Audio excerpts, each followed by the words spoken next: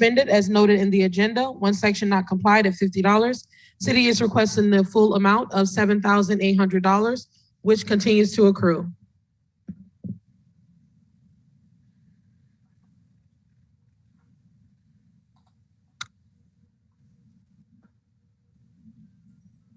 Good morning. This is Stephanie Toothaker on behalf of the Diafes. Ms. Toothaker, can you please raise your right hand? Yes. Do you swear and affirm to tell the truth at today's proceedings? I do. Thank you. Thank you. I don't know if usually the city goes first. One moment, the inspector will go first. Thank you. Good morning. Jose Saragusti, building inspector for the city. The case is not complying. The city is requesting the fines to be imposed.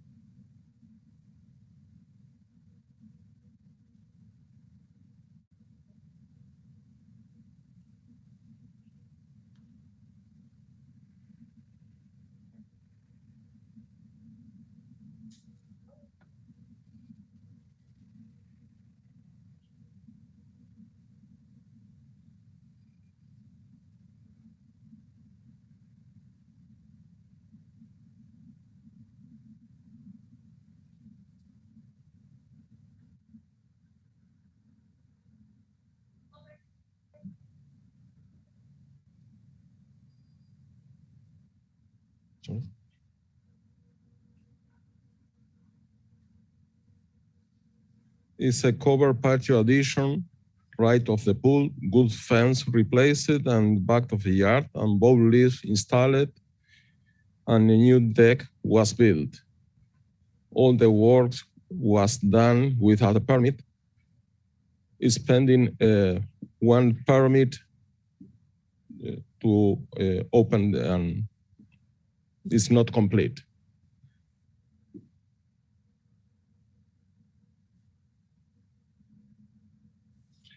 To permit, it was with awaiting client reply, and then it's still pending.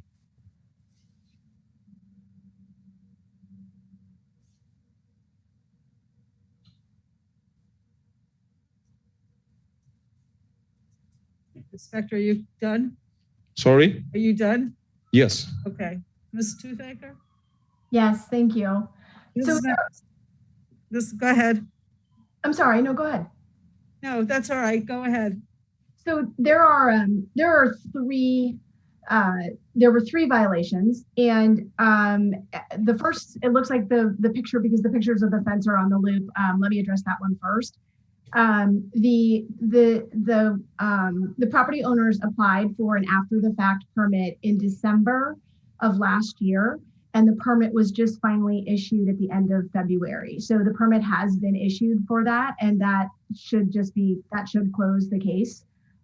They just have to, I don't know if they have to still do their inspection and close it out, but the permit, what was required there to come into compliance was to obtain the permit, and the permit was issued in February. That's number one. Number two, the covered patio is an item that it is accurate that it was constructed without permits, with some confusion.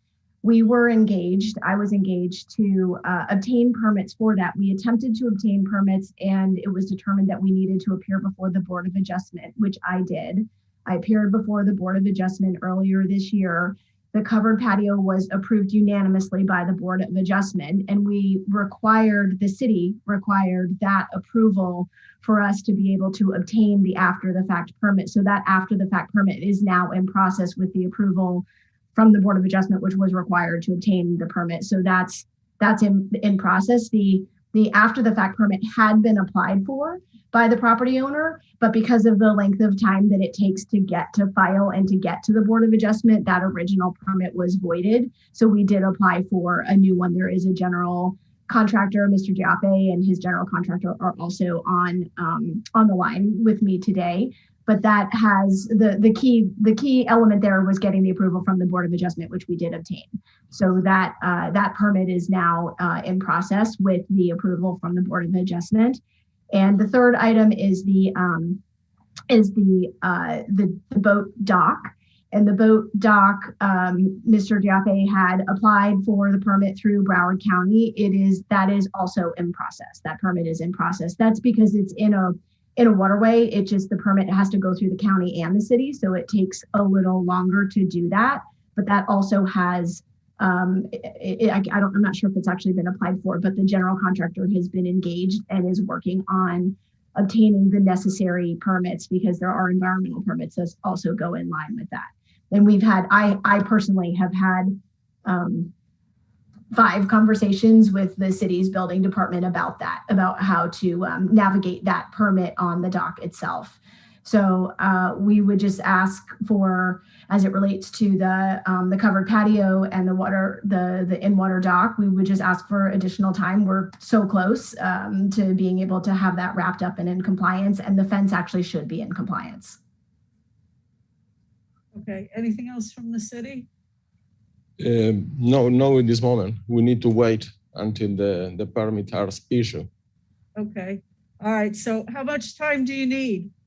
I think that I'd like to do them together. The covered patio is going to be faster than the dock. Because I just did a dock myself at my house, and it just takes forever to get through the county. I would ask that you give us at least 90 days, please, to try to get that wrapped up so we can come to you in full compliance. Okay, any objection from the city? I think 62 days is enough for that one. Okay. All right, I'm going to give you 63 days, but if you run into a problem, contact the inspector. You can always request another extension and it'll be considered. Thank you so much. All right, thank you. Thank you. Thank you, everyone. Our next case is on page 12. Yes.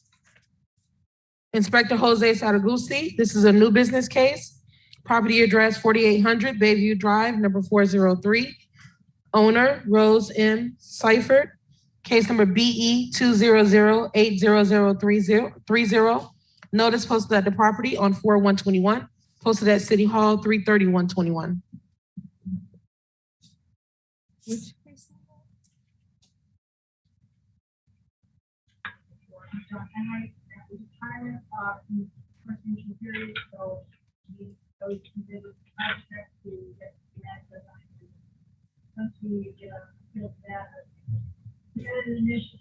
Good morning, Mr. Silverman.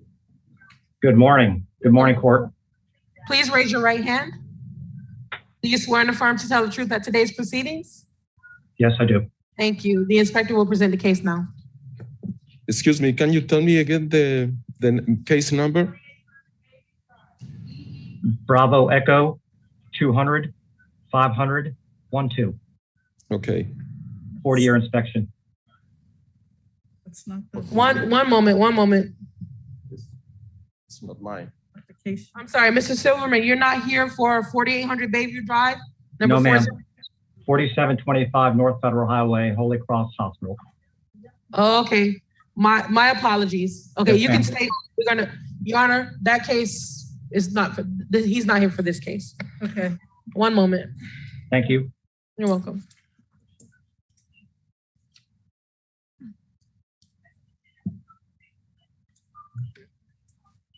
Our next case is on page 14. It's a new business case. Property address 4725 North Federal Highway. Owner Holy Cross Hospital, Inc. Attention Legal Affairs. Case number BE 200-50012. Notice posted at the property and at City Hall on 3/31/21. Good morning, Your Honor. George Oliva for the city. The case and the address as read. Holy Cross required to comply with the 40 years and the 10-year safety inspection that is due after.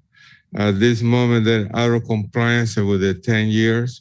The 40-year came into compliance on July 2015.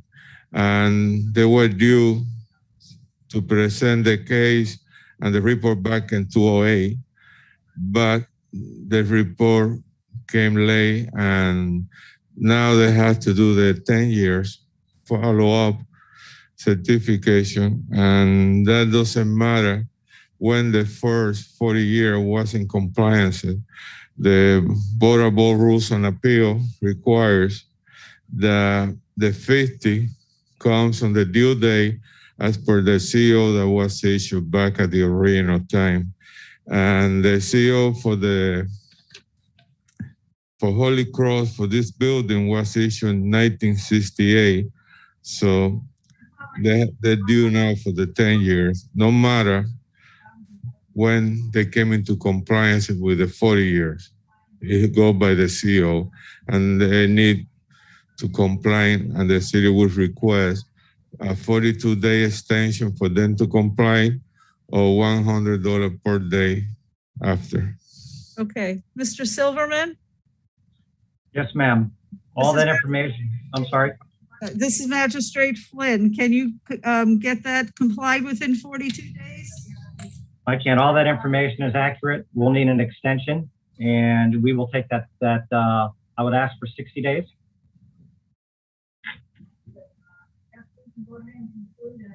Okay, 42 is what I can do for you, sir. Yes, ma'am. Thank you. We will comply.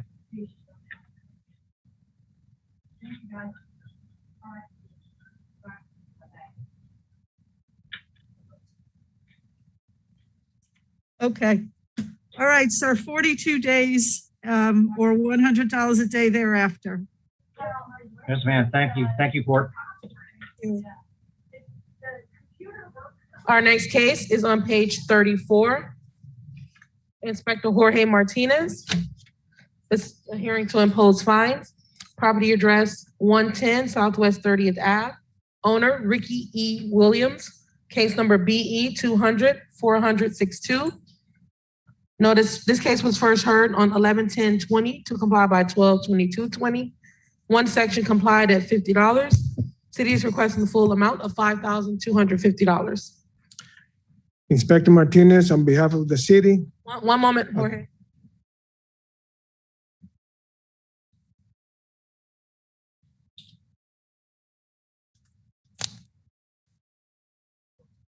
Mr. Williams? Good morning, Mr. Williams? I can't hear you.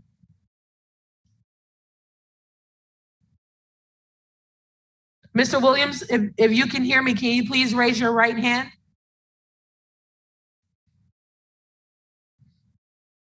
Do you swear and affirm to tell the truth at today's proceedings? You can't speak. Why can't we hear? One moment, please. Sir, if you can hear us, we cannot hear you. If you could please check the settings on your phone or your device. Your microphone is not working.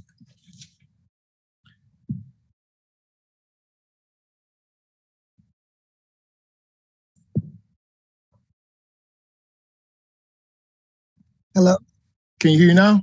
Yes, sir. Yes. Please raise your right hand. Do you swear and affirm to tell the truth at today's proceedings? Yes, ma'am. Thank you. Go ahead, Inspector. Inspector Martinez, on behalf of the city, case number as read. This case is in compliance right now. It is the position of the city that fines be reduced to administrative cost of $225. Okay, thank you. Mr. Williams? Yes, Okay, the city has asked me to reduce the fines from $5,250 to administrative cost of $225. Are you in agreement with that? yes, yes. Okay. What is that? Okay, what does that mean? Okay, I owe 200 and what? $225 of administrative costs. Okay.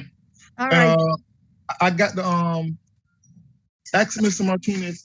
Yes, I agree to that or whatever. But I applied for 2 building permit applications. Did they go through? Yes, they were issued. Oh, okay. All right. all right. Thank you, Mr. Williams. Okay. Okay. All right. Thanks a lot. Our next case is on page 2. Inspector Leonardo Martinez. Property address 1070 Alabama Avenue. Owner James Dawson, Jacqueline. Case number BE 200100097. Notice posted at the property and at City Hall on 3/31/21. This is a new business case.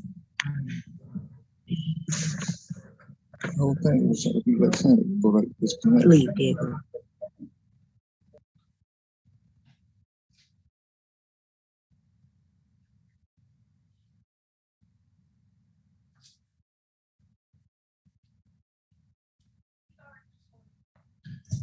Good morning, Your Honor. Inspector Martinez, in behalf of the city. Good morning.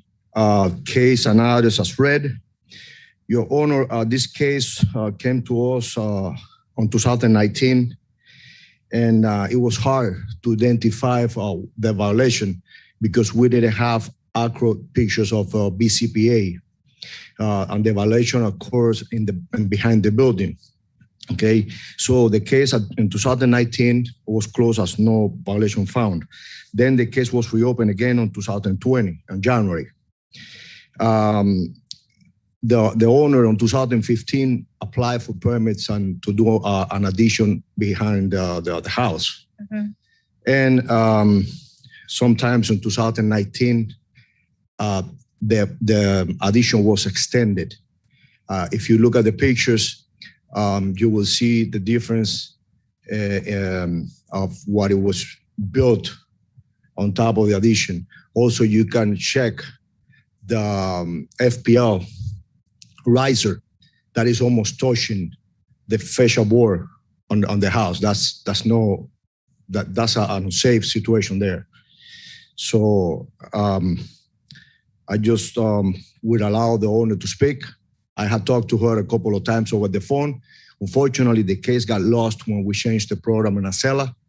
And at some point this year, I was able to get it back, and that's why. What are you asking for?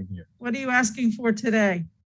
Okay, we are agreed. I mean, the city's agreed to give it an extension, even though the case has been running for quite a while, of 91 days due to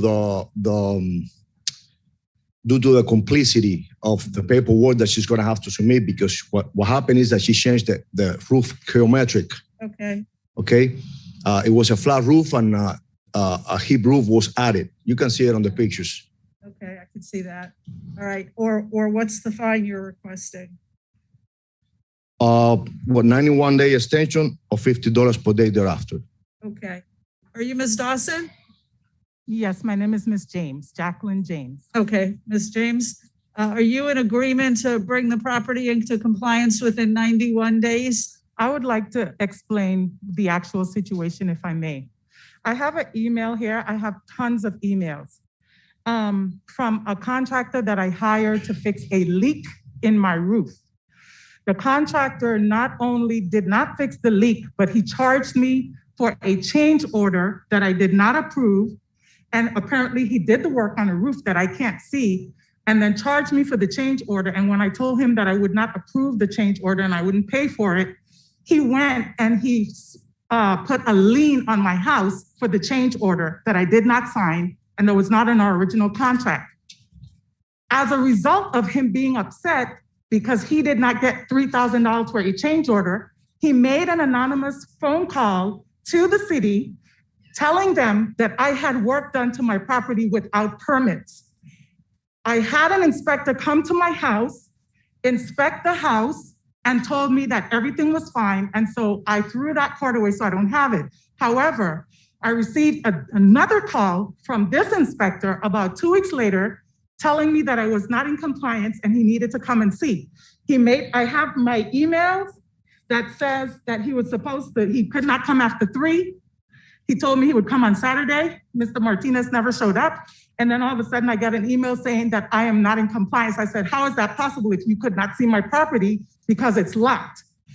Ultimately, I told him that this is a bogus claim. I have the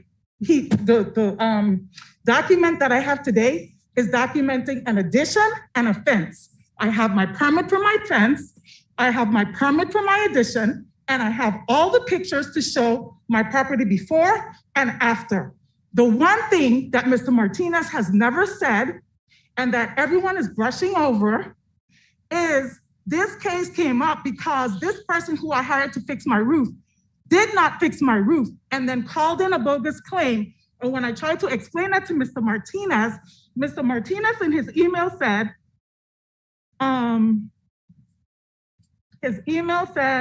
that I do not get involved in situations with clients, okay? And I also have this email from the person who fixed the roof that said to me after he called in the claim, I have received your attached letter requesting warranty for your current roof leak. I would like to remind you that we have not been paid in full for the job and you are in breach of a contract for payment. Furthermore, you are currently in violation with the city of Fort Lauderdale for work without a permit, see attached. The violation is for an illegal fence, which I have a permit for, and the addition, which I have a permit for. And this is what he says, I can help you to remedy, I can help you with the remedy to legalize the work, but you will have to obviously satisfy the outstanding invoice along with attorney fees first. Then we can enter into a new agreement. Feel free to contact me to discuss the options. So this is what this is about. This guy put a lien on my property. I paid him for the entire contract. Now I have to pay an attorney to get a lien off. He called in an anonymous claim. I'm an educator. My students are at school without me because I am here for something bogus. I have lived in that house for 30 years. I have taken advantage of every rehabilitation program. Everything in my property was fixed and permitted by the city because I went through every program because I couldn't afford it. I have all of my documents. This is all bogus. It's ridiculous. And as a matter of fact, on the contract, which I do have, the guy charged me for plans to fix my roof, did not provide me the plans. And when Mr. Martinez called me and said, I do see your permits, but you need to provide plans, I reached out to the plan people and they told me, Eric Scarborough told them he is not allowed to give me the plans. And then Eric emailed me and said, Eric's the contractor? Eric is the contractor. His email says to me, he says that basically he said, I have everything. I'm just a little worked up right now. Okay, just calm down. I'm calm sorry. down. He said, I'm sorry. That's all right. I'm so sorry because this has been going on for a year. I understand your frustration. Just calm down. He said to me, basically he said that I reached out to his contract. Oh, here he says, you have reached out, this is August 6, 2020. You have reached out to my subcontractor for trust plans. You are in violation of our contract provision 20. Please do not contact the trust company or any other subs without EJD consent. So he is trying to block me on every. Yeah. And unfortunately, we have a lot of unscrupulous contractors in South Florida, and they create havoc with a lot of people. But what I'm here to decide today is whether or not the addition is compliant with the code and matches the permit so that we can move on. The addition is, I have my permit, I have my pictures. He is using the term addition. My addition has nothing to do with what he did. What he did, he worked on the roof. My addition is I have everything. The city approved my addition. There was no addition done. I uploaded the pictures to see the house. Okay, what exactly about, wait 1 second. What about the issue with the roof being different than the permit reflects? Okay, well, that is something that if that is the case, if that is a problem, that's what we need to be talking about now. That's what I'm here to talk about. Okay, because that's not, the document that I received is talking about an addition and a fence. Okay. So if there's something different, then we need to be specific. All right, let's get some clarification from the inspector, and I'll do what I can to help you. May I, Your Honor? Thank you. The fence, the owner permitted. That's why I didn't bring it up on the case. She applied for the permit was issued, the permit was complete. That's perfect. Okay. There was a permit issued by the city, approved, okay, with a set of plans that are included on the pictures. You can take a look at it. What we're discussing here is that the addition now doesn't match the set of plans because the roof was extended. Okay, explain to her what she needs to do to comply this case. What you need to do is get an as-built on the extension that you did, do a revision on the plans that were approved for the city and get it inspected. Okay, so. That's the only thing that she needs to So do. again, you have the pictures and my addition is permitted. Everything is exactly the same. What we're talking about now is the shape of the roof because there was a leak. I hired a contractor. He altered the shape of the roof. If those are the plans that I attempted to get that he says here, do not contact my people. And so therefore I kind of backed off because it was COVID. I'm trying to hire an architect. Yeah, that's why we're trying to work with you and give you time to maybe get another contractor and not even a contractor. Apparently, it sounds like I need plans, but he told me not to. He won't give me the plans because he doesn't want to help me. Okay, well, there's a copy of the plans as they exist in the city, correct? No. Yes, Your Honor. The city has a copy of the original drawings that she can go ahead and ask for them so she can revise the drawings and add whatever is missing on them. Also, as the property owner, she's allowed by the Florida Building Code to transfer the permit to her name and finish the work by calling the inspection. The work is done. She just needs to have a final according to the submitted drawings when they get revised. How does she revise the plans so that they match the permit? She's got to hire somebody to do that, does she not?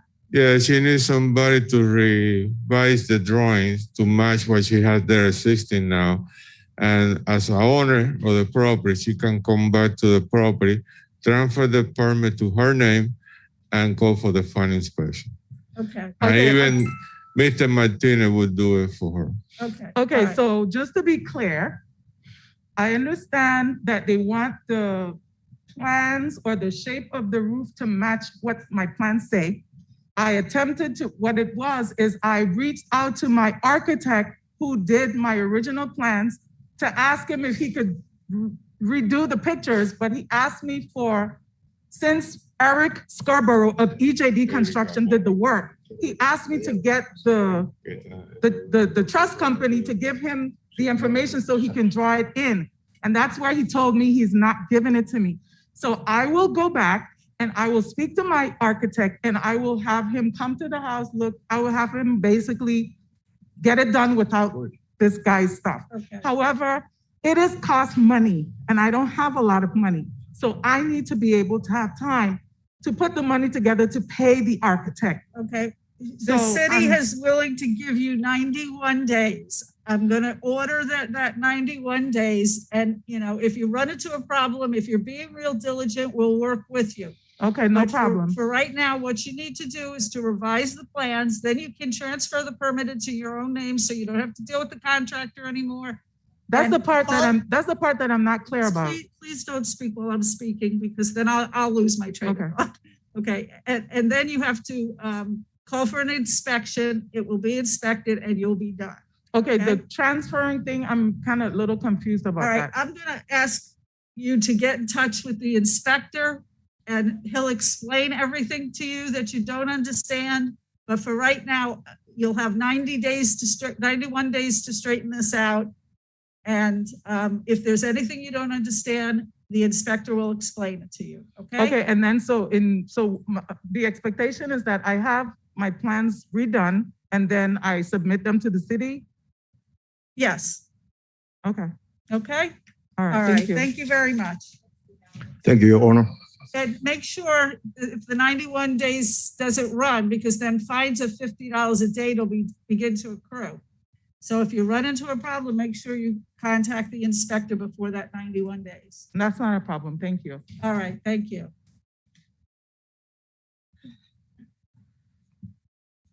Our next case is on page 16.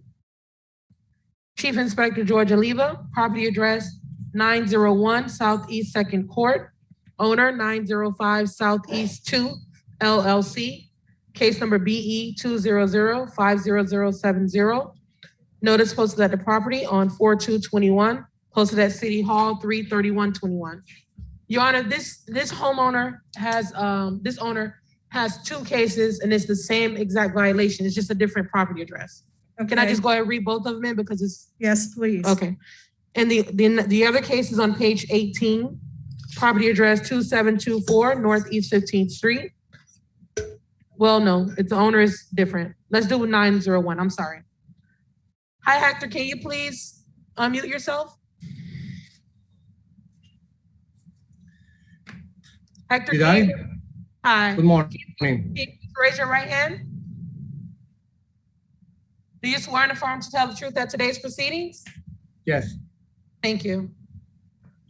Good morning, Your Honor. Inspector Alvarez on behalf of Chief George Oliva, case number and address is read. The required 40 or 10-year safety inspections has not been approved. The city is asking for the owner to come into compliance by submitting the report in the next 42 days or a fine of $100 per day thereafter. Okay, Mr. Hidalgo? Mr. Hidalgo, can you hear me? Yes, I can hear you well. Okay, all right. This is Magistrate Flynn. Can you bring this property into compliance by submitting that report within 42 days, please?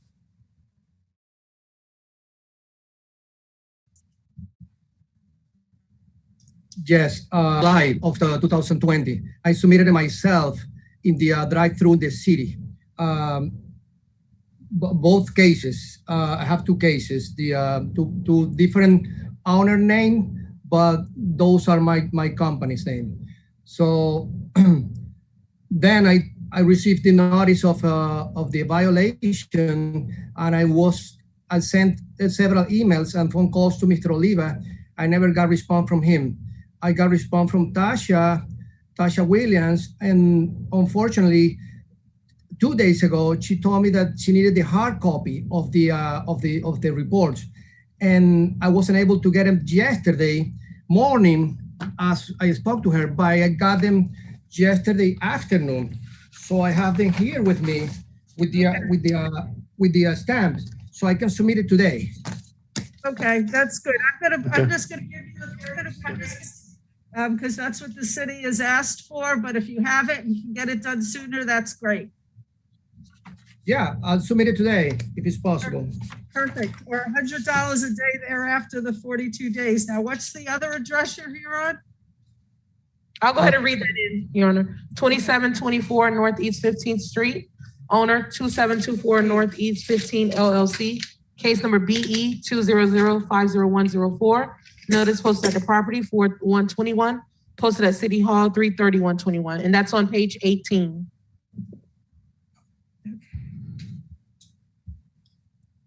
Okay, Inspector Alvarez on behalf of Chief George Oliva, case number and address is read. Again, the required 40 or 10-year safety inspection has not been approved. The city is asking for the owner to come into compliance by submitting the report in the next 42 days or a fine of $100 per day thereafter.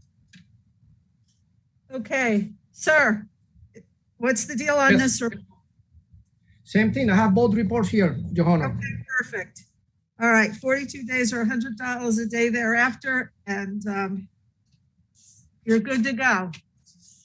Thank you. Thank you. Our next case is a new business case on page 2. Inspector Bobby Mazzula, property address 2301 Northeast 26th Street, number D1, case number CE 1909-0067, owner John R. Katsikas, Revocable Livable Trust, Susan G. Katsikas, Revocable Livable Trust. Notice posted at the property on 4/1/21, posted at City Hall 3/31/21.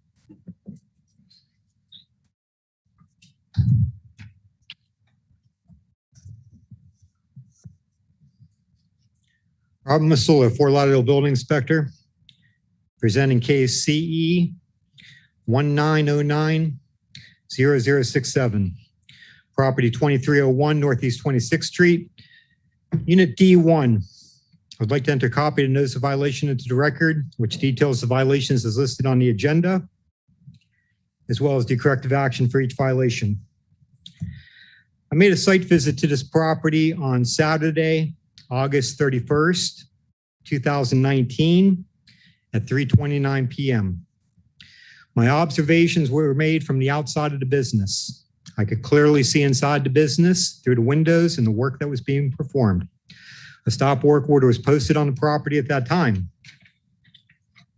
The same day, Saturday, August 31st, 2019, 8:49 p.m., I received an email that was sent at that time from the business owner that I read the following Monday. The business owner basically acknowledged receiving the stop work order. The business owner was not exactly in agreement with it. And my understanding that the business owner proceeded to contact upper management and dispute it. It was at that time I was told to basically allow management to review the case and to address the case. I received additional information from management that management went to the property and made a site visit and an inspection. I received an email back from management that permits and plans are required specifically for the plumbing. In my opinion, an electrical permit is also required as a minimum. There was a lot of courtesy and consideration given in 2020 for the fact of what's taken place in this country. At this time, the property owner, the business owner, has not come into compliance. To the best of my knowledge, there's no permit activity to address these violations. I would like to include a display of the data photos taken of the property, enter them in evidence. And I ask that the magistrate find for the city that the business owner, property owner, is in violation, and ask the magistrate to order the property owner to come in compliance within 63 days or a fine of $50 per day. Thank you. Okay, please state your name for the record. Irene Katsamakis. Okay. Can you bring this property into compliance within 63 days? If not, what do you have to tell me? Could I have a moment of your time, Your Honor? I would appreciate it. Sure. Mr. Masula is correct on the dates that he did come out to the property. At the time, he wasn't really under suspicion of the plumbing or the electric. He was more focused on the AC units that were there in the picture that he has, and he has a couple of them on the screen. I did let him know that there is absolutely no work being done in there. I was actually switching my business to a different location. As I was doing this, I had a few problems with the city at this time. And then when Mr. Masula did come up to building, I had to move within like 30 days and everything was being backed up. So I had to email Mr. Trentalis for an array of issues that were happening. From there, the city manager, Chris Lauderdale, did contact me. I did have 3 gentlemen prior to this coming out. They did my inspection. I didn't receive a phone call. I didn't receive a corrective action plan. So after I contacted the mayor, I had Chris Lauterbloom, I had Mr. Fajardo, and I had Joe Pasquarello come down to also do another inspection. At this time, they found out that the ACs were not new. That were not what? They were not new. Okay. So this was something that was alleged that I did. So those, I have emails. We're taking off the charges or the allegations that were there. Okay. Just so you know, there used to be a salon in that location, thanks to the owner who has owned that property since it was built. Okay, so you don't own this property? I have a power of attorney in here. Okay. So no, I don't. I lease it. However, this was happening as it was under my lease. So we all felt like I should speak today. That's fine. So when I had everybody come down, I was having a problem with a certificate of occupancy because they wouldn't transfer it. And then also I was having issues, obviously, with Mr. Masula's findings that were incorrect. So when they came down into the property for my second inspection now, I have an email from Mr. Fajardo saying everything is taken care of. You are okay. I have an email from Joe, Mr. Joe Pasquarello to the business tax saying I'm cleared for my COD. You can release for COD. And that was it. I unfortunately do not have an email that says I have corrective action plan and that I need to take further action. So I didn't. I was cleared. I have all my emails here for you. I have whatever you would need. So after I was cleared on these accounts from Mr. Fajardo, and also thanks to Mayor DeTrentalis, he helped me out a little bit to get the meeting set up. I did get another posting on my window, and unfortunately it was the incorrect paperwork. I had a hearing to come back in February for a 40-year inspection. So my case number was written on this docket. And I was going to come, but I felt like it probably was a mistake. I just want to point out the other mistake is the pictures that you have is unit D2. The allegations are for D1. And there's not one single picture from suite D1 on the screen. Okay. All right. I'm a little confused. If she's got notification that she is in compliance from management, and you're here today to say she's not, how do I resolve that? I was told by management after it was cross-referenced that they accepted that the mechanical work was in compliance. Okay. Part of the confusion when I looked at this space from the outside, my opinion, there was 2 individual units. It is possible that a wall opening was made between the 2 spaces. When I did the stop work order at that time, I could clearly see new electrical work. You see the BX conduit in the picture. The salon was basically in a process of a minor build out.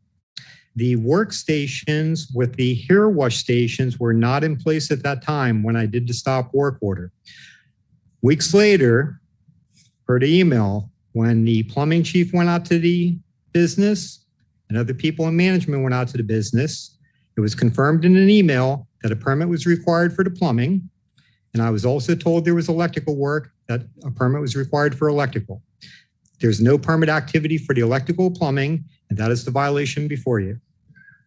Okay, I see alterations to electrical, mechanical, and interior alterations. You're saying within those is the plumbing? Yes, ma'am. Okay.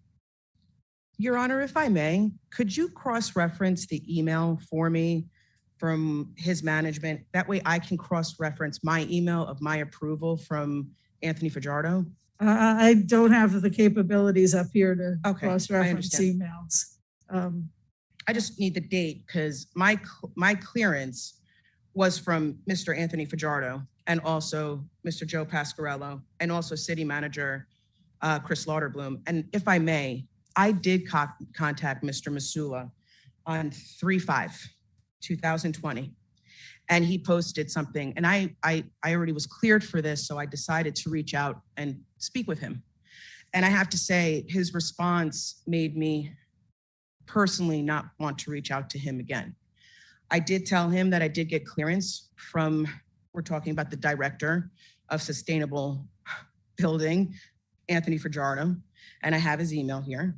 And when I told him that the city manager did come out to clear me, in quote, when did the city manager become an inspector? Not only did he say this, but he abruptly cut me off as I was trying to explain to him the situation. And from there, I didn't really want to go any further because of the other issues I was having. So that's why I really wanted to come to this hearing. Okay. Can the city attorney please weigh in on this? Thank you, Your Honor. I knew you were going to ask me. Rana Montoya Hassan with the City Attorney's Office. Well, the inspector is correct. The city manager does not have the legal authority to come out and inspect and clear whatever that may mean, a potential building violation. It's a little difficult, unfortunately, for me to fully address it because I'm not sure what the emails from Anthony Fajardo or the city manager or the assistant building official actually say. I heard the tenant say something about a business tax, which is not really directly relevant to the violation before the magistrate today. If there's a functioning salon there, obviously work had to have been necessarily done because we're seeing almost an empty space with clearly building materials evidenced, throughout the space.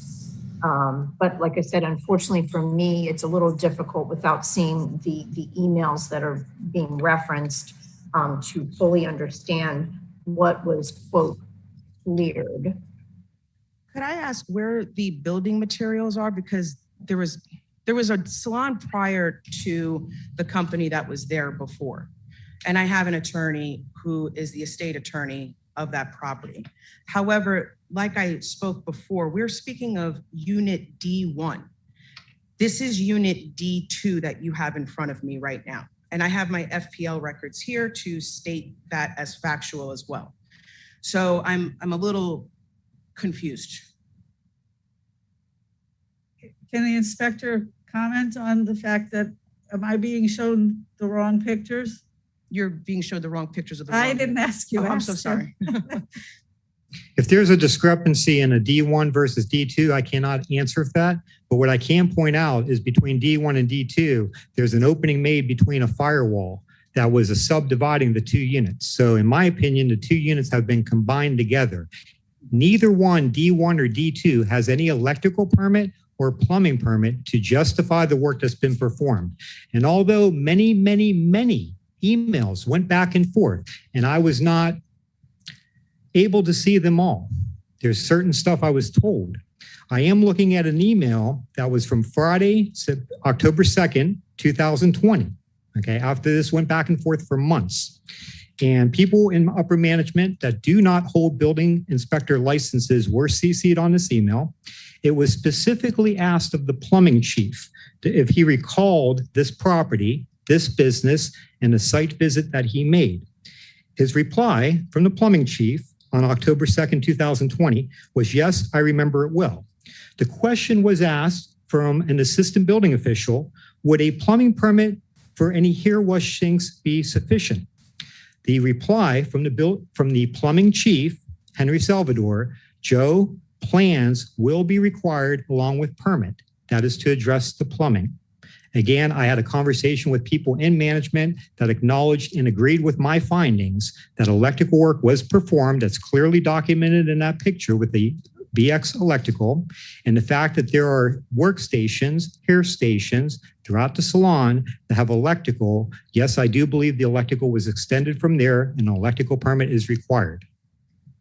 Your Honor, I asked for plans of this building, and I'm actually with speaking to the estate attorney to see if they have plans drawn, but there has never been work done there, and I wouldn't take it to the lengths of where we are today. Okay.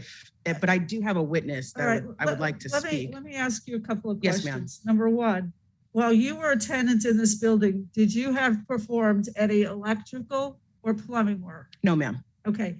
So you're testifying secondhand as to what might have been done before you were a tenant. I'm just speaking on my behalf. Okay. All right. So the issue, as I see it, is that there may have been some work done prior to you being a tenant that was not permitted. And as a result of that, there is no permit on file for it. And that's something that the property owner, not you, but the property owner is responsible to straighten out. Is there any chance, because they were trying to make me pay permits for the AC work that they then found, because I heard that there was an issue transferring. Well, the AC is not in front of me today. Well, no, I understand that. There was some issues transferring documents that were getting lost in some sort of system update that was happening. So what I'm saying is there also could be a possibility that there is some work that has been open. I can't make that factual Oh, no, determination here. I understand that. what is in front of me today is whether the electrical and the plumbing, which was apparently done when you weren't a tenant, so you have no firsthand knowledge of to be able to testify to, was done without a permit. Well, no, I do have firsthand knowledge speaking with the estate attorney saying that there was a salon prior to you being there. So it would make sense why these things were previously there. Exactly. So what we have to do now is to clear up the permitting issues that was not your fault, but the property owner is responsible for from the prior tenants. I would just like to have some sort of plans that show me that it wasn't even built that way from the beginning. I want to see, there has to be some sort of proof to tell me, because I don't have any proof. They were trying to tell me to pay for AC units. And if I did that, I would be paying twice for something that's already been open. Okay. So I'm just asking. Okay. Is there any way to determine what electrical and plumbing work was done in the unit? Upon me personally making another site visit with the plumbing chief and with the electrical chief, I'm willing to accommodate. Okay. Your Honor, I've already had 6 people come out. All right, well, you're in front of me now, and we're going to do it the right way, okay? But I already have my releases from my emails. I don't understand why yet again I have to go through it for a second time. I am the fact finder here, and it's my responsibility to see if a violation exists. I cannot see if a violation exists at this point because you have no firsthand knowledge of the work being done. Right. And he needs to inspect. I understand. So what I'm going to do is to continue this case. Okay. For how long do you need to go out there and inspect? 2 weeks. Okay, I'm going to continue this case. Well, the next hearing is 35 days, so I have to do that, okay?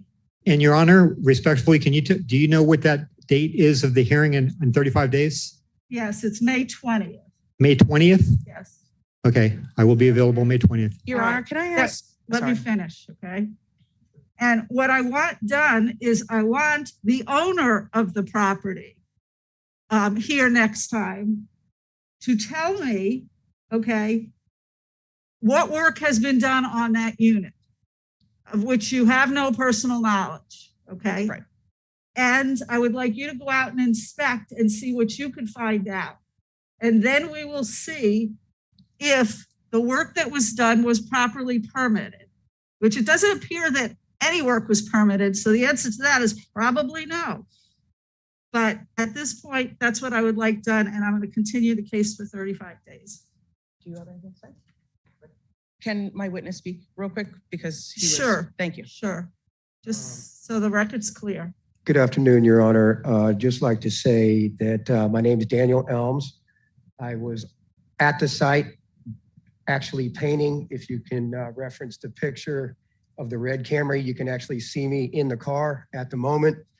Mr. Masula showed up and I stepped out of the vehicle and I asked him, could I help him? And he said that there was work being done on the property currently at the time of his first visit. I had a discussion with him and I told him that I was painting. That's me in the red car right there. You can clearly see through the window. The bucket on the ground is not construction materials. It is epoxy. I was doing epoxy on the floor and I was painting. He was very aggressive and he told me asked me whether I was a licensed contractor, which I'm her husband. So I was just painting the place. Okay. So I said, no, I'm not a licensed contractor, being honest with him. I mean, a licensed painter. And he said, well, he said that was the reason why he put the stop work order on the window was because I wasn't a licensed painter, which I didn't have to be a licensed painter to just do touch-up painting inside. But you can clearly see from the pictures that there's no construction going on through the window. So his initial visit was based on the fact that it actually said on the stop work order, suspicion of remodel, intent to remodel. Okay, so that's suspicion and intent. That's hearsay and conjecture. That's not exactly facts. Okay, what was really going on was light painting, but I just wanted to say that with all due respect to the panel and the building department.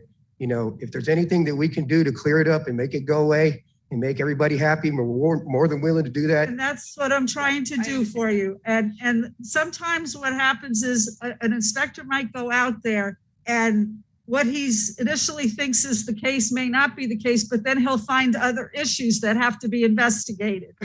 And so right now we're dealing with the plumbing and the electric. Okay. Now, is there a way I can get a different inspector? That's not I can't. Because I don't have I authority truly over don't feel comfortable after having numerous conversations and the aggression that has I come out don't of have him. authority to do that. You Then can who would? certainly ask the head of the department for that. If they And who would I contact in the department for that? But for right now, I'm ordering a 35-day continuance. Thank you. Thank you. Thank you. Thank you, Your Honor. Thank you. Our next case is on page 2. It's a new business case. Inspector Mario Carsquel, property address 800 East Broward Boulevard, 507. Case number BE 210-10033. Owner CUM Incorporated. Notice posted at the property and at City Hall on 3/31/21. Yeah. Good morning, Your Honor. Hi, one moment, Mario. Hi, good morning, Brian. Oh, I'm sorry. Good morning, Brian Album for CUM Incorporated. Okay, hi, Mr. Album. Can you please raise your right hand? Do you swear and affirm to tell the truth at today's proceedings? Yes, I do. Thank you. Good morning, Your Honor. Inspector Mario Carrasquel for the City of Lauderdale. This unit, this property was illegally altered with interior remodeling, interior partitions, electrical installation, plumbing, and mechanical.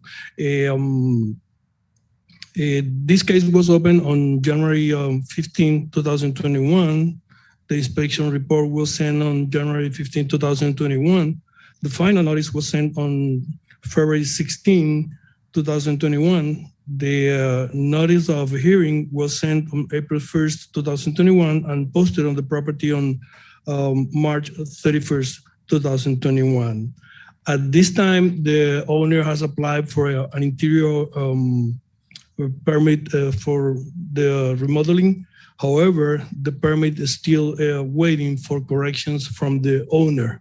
Okay. So at this time, I would like the special magistrate to find that the violations are existing and 30 days for the owner to obtain the required permit or $50 per day thereafter. Okay, can we do 35? Okay. Mr. Albom? I can get my client to go in and look at the issues with the permit and get them updated. We would just request additional time. I don't believe 35 days is going to be long enough to get the permit issued. Would it be possible to get a longer amount of time than 30 days? Are you asking for the permit to, you're not asking for the permit to be issued in 35 days? The permit needs to be issued in order to comply the case. They need to submit the corrections that are required by the plans reviewers. And once the permit is approved, he can pay the fees and get the permit issued. Okay. All right. What I'm going to do is I'm going to give them the 35 days, but if for some reason your client has done everything they can and have submitted, the corrections and you still don't have the permit out, you can check with the inspector and request another extension. I appreciate that very much. I'll have my client go in and look at the permit and get everything updated today. Okay, thank you very much. Thank you. You have a great day. Thank you, Your Honor.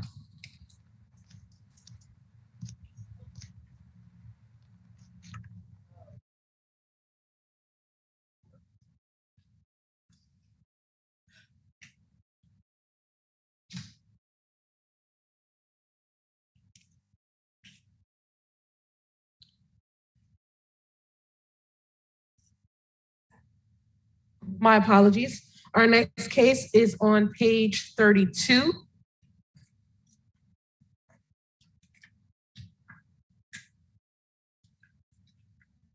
Chief Inspector George Oliva, property address 901 Northwest 8th Ave, owner Sango Investments LLC, case number CE 19091640.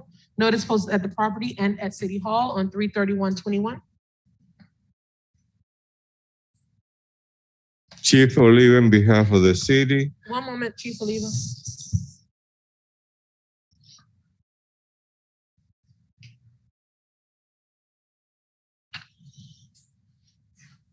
Hi, Mr. Gottlieb? Yes, Chief? Hi. Please raise your right hand. Do you swear and affirm to tell the truth at today's proceedings? I do. Thank you. Go ahead, Chief. case and address as read. The required 40 or 10-year safety inspection haven't been approved by the city, and the city is asking for the owner to come into compliance by submitting the report in the next 42 days or a fine of $100 per day thereafter. Okay, sir. Mr. Gottlieb? Yes, Ms. Magistrate Flynn, can you agree to bring the property into compliance by submitting the report within 42 days? yes, we can. Perfect. Thank you so much for your cooperation this morning. Thank you. Thank you. And thank you, Officer Oliva.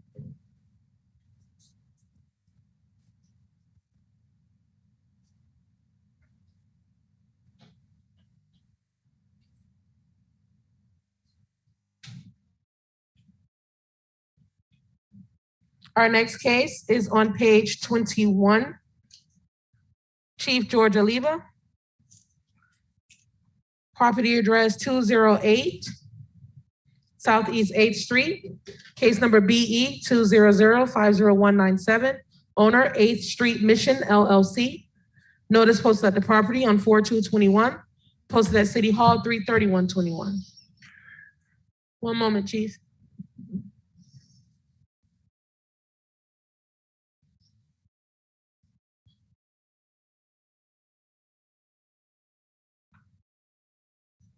Good morning, Mr. Bruton. Can you please, hi, raise your right hand, please? Do you swear and affirm to tell the truth at today's proceedings? I do. Thank you. Go ahead, Chief. George Oliva, on behalf of the city, case and address as read. The required 40 of 50 years safety inspection haven't been approved. And the city is asking for the owner to come into compliance by submitting the report in the next 42 days or a fine of $100 per day thereafter. Mr. Bruton? Yes, Your Honor. Okay. Can you agree to bring the property in compliance by submitting that report within 42 days? Yes, I will. Okay, thank you so much, sir, for your cooperation today. Thank you for your time. Appreciate you. Thank you. Thank you, Your Honor. Our next case is on page 4. Property address 941 Southwest 30th Ave. Inspector Alexander Alboris, case number CE 201-01321. Owner Keith Gale. Notice posted at the property and at City Hall on 3/31/21.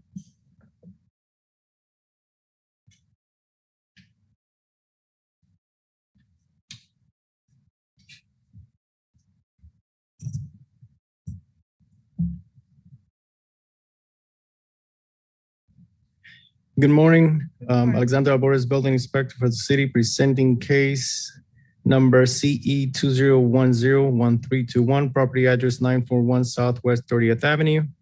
I initially visited this property on November 3rd, 2020, and was not able to make contact with anyone. During this inspection, I observed the exterior walls had numbers painted on them that read apartments 1 and 2, with arrows pointing toward the side of the house, indicating that there may be multiple units on this property. After performing online research, I discovered that BCPA 2007-2008 aerials show no exterior doors on the south side of the house. At the time of the inspection, there were 2 exterior doors found. The property was cited for work without permit, section FPC 2017, section 105.1. The case was open October 30, 2020. Inspection report mailed to the property owner November 6, 2020, with 30 days to come into compliance. Final notice mailed December 15, 2020.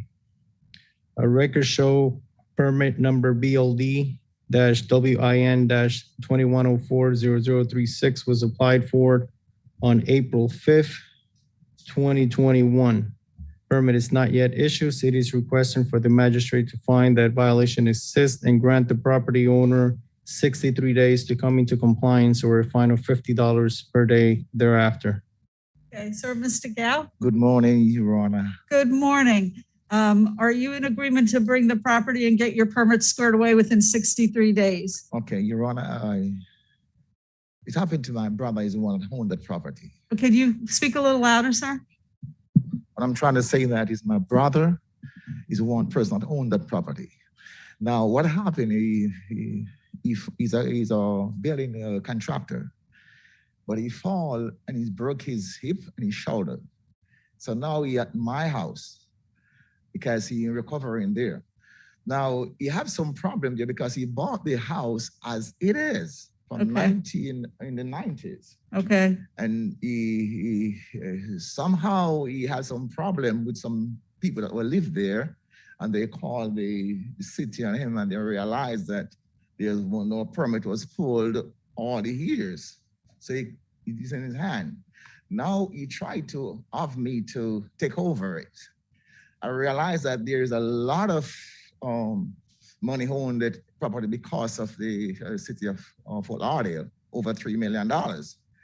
So what I tried to do is just get it, I got to go through survey, I got to go through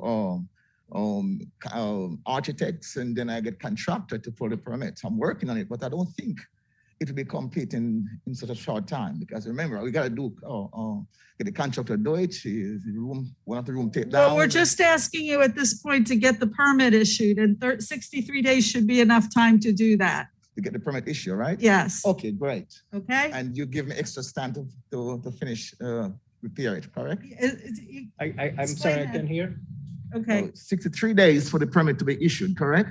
Correct. Yes, 63 days for the permit to be issued. That will comply the case. Then you have to go through the permitting process and call in the requiring inspections, and that will be done by different set of inspectors. Okay, but that doesn't have to be done within the 63 days. Exactly. Only the permit issue. Permits. But I don't want to say this, Your Honor, that it's already applied for.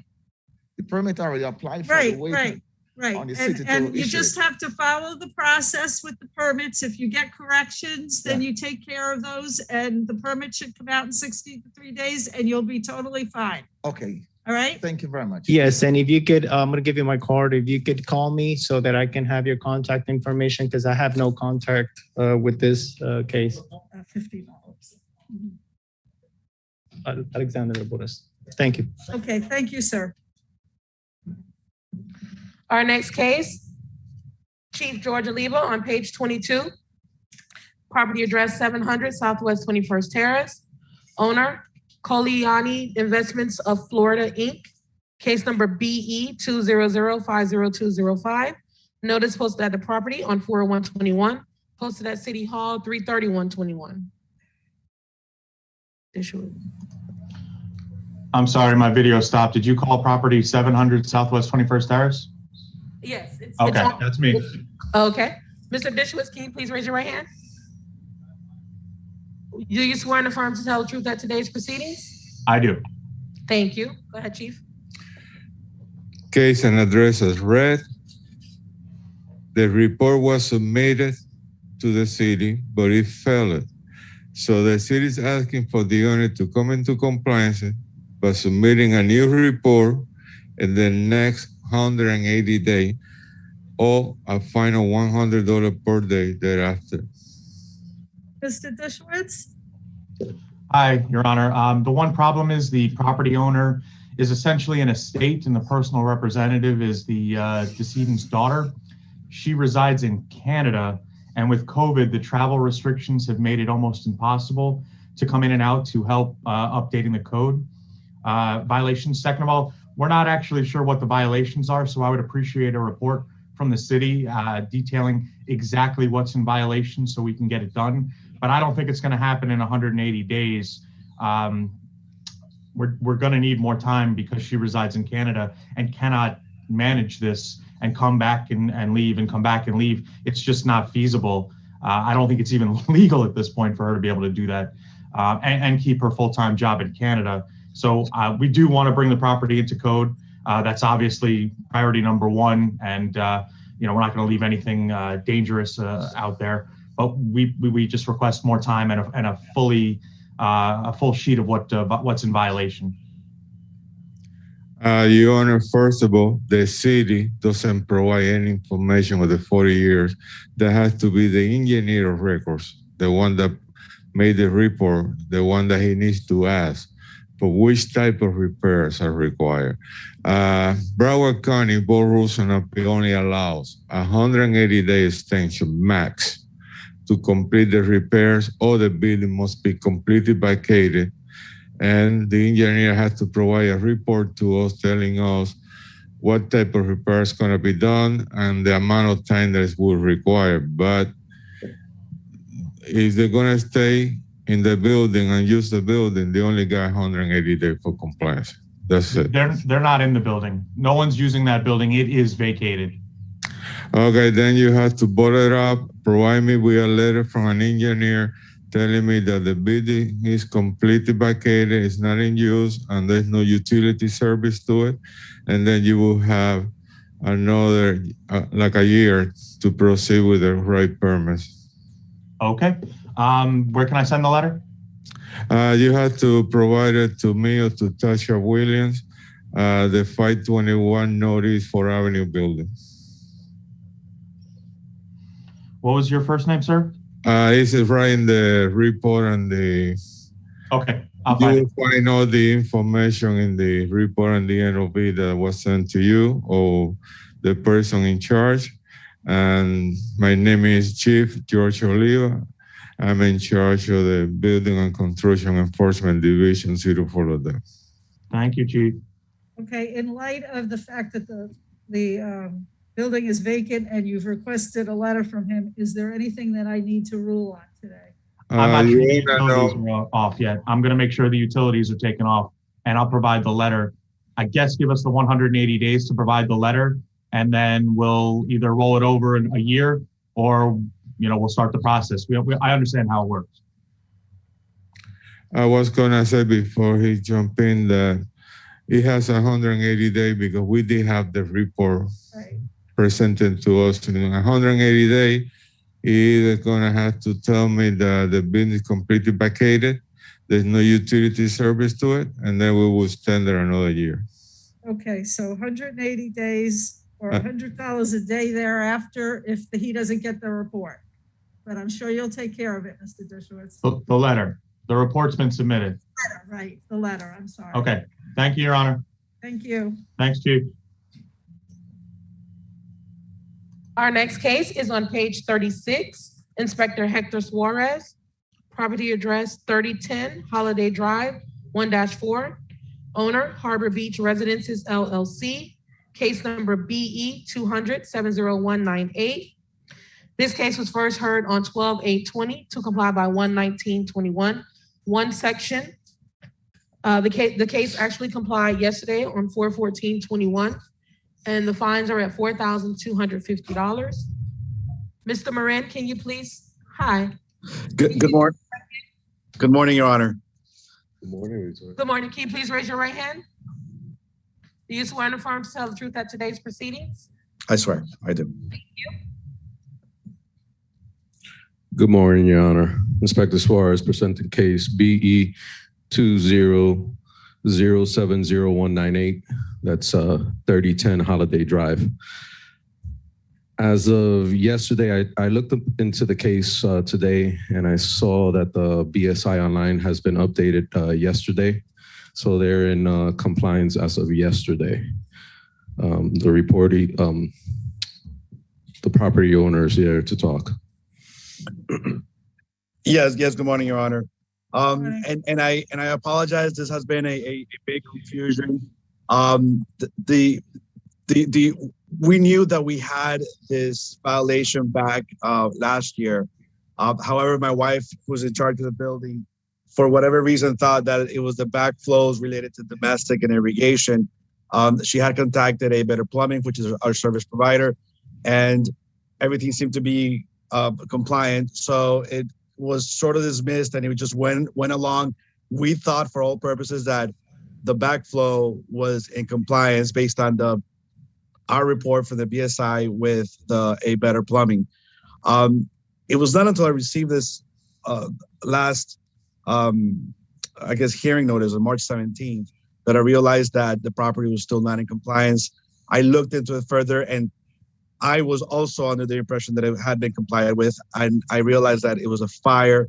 And then I contacted Advance, which is our provider, and they gave me like a 4-week out inspection route.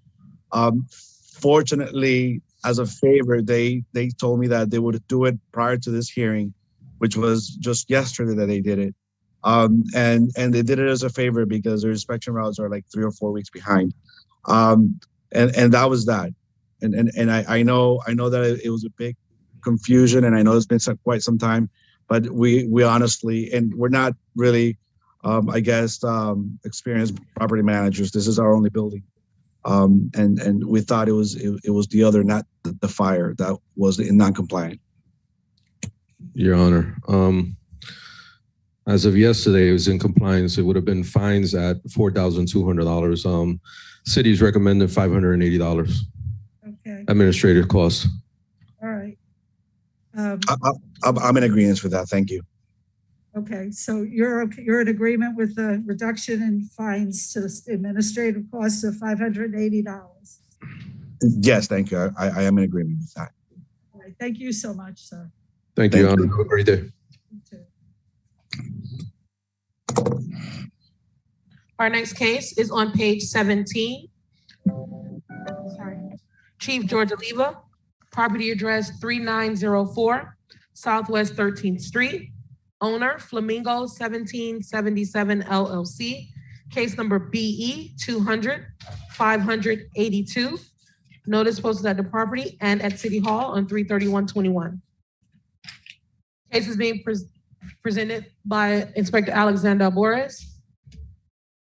Elia, can you please press star 6 to unmute yourself? So we on the top. Which case are we on? Hello? The second one? Elia Alosh? Please press star 6 to unmute yourself.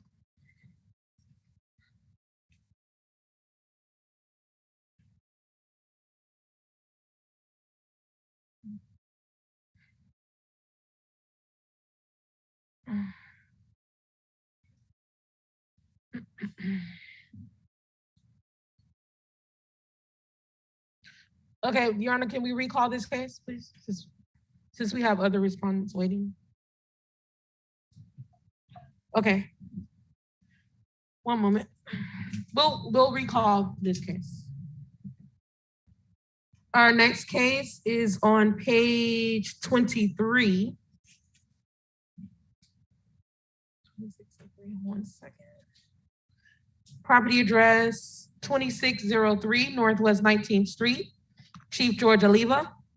Owner SCC Property Holdings and Management LLC. Case number BE 200-50218. Notice posted at the property on 4/2/21. Posted at City Hall 3/31/21. George Oliva, on behalf of the city, case and address as read. The required 40 or 10-year safety inspection haven't been approved. And the city is asking for the owner to come into compliance by submitting the report in the next 42 days or a fine of $100 per day thereafter. Good morning. Good morning. Morning, George.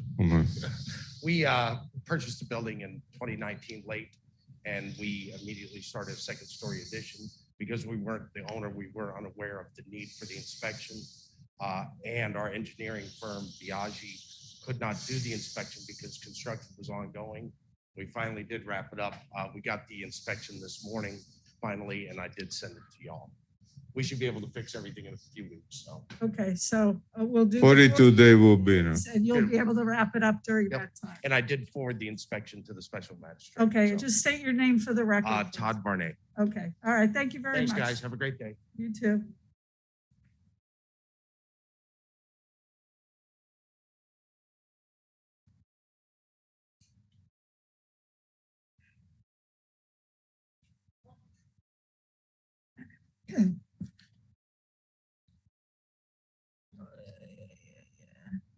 Your Honor, at this time, may we take a recess?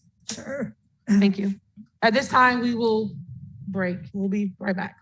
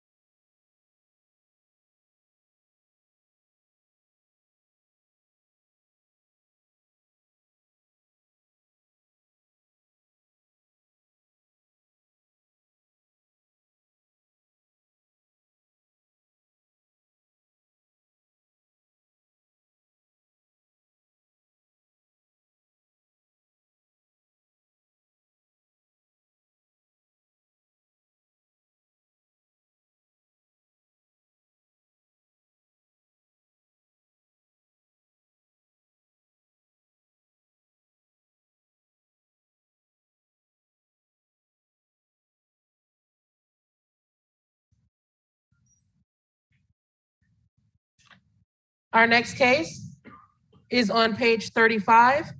Inspector Hector Suarez, property address 3250 Glendale Boulevard.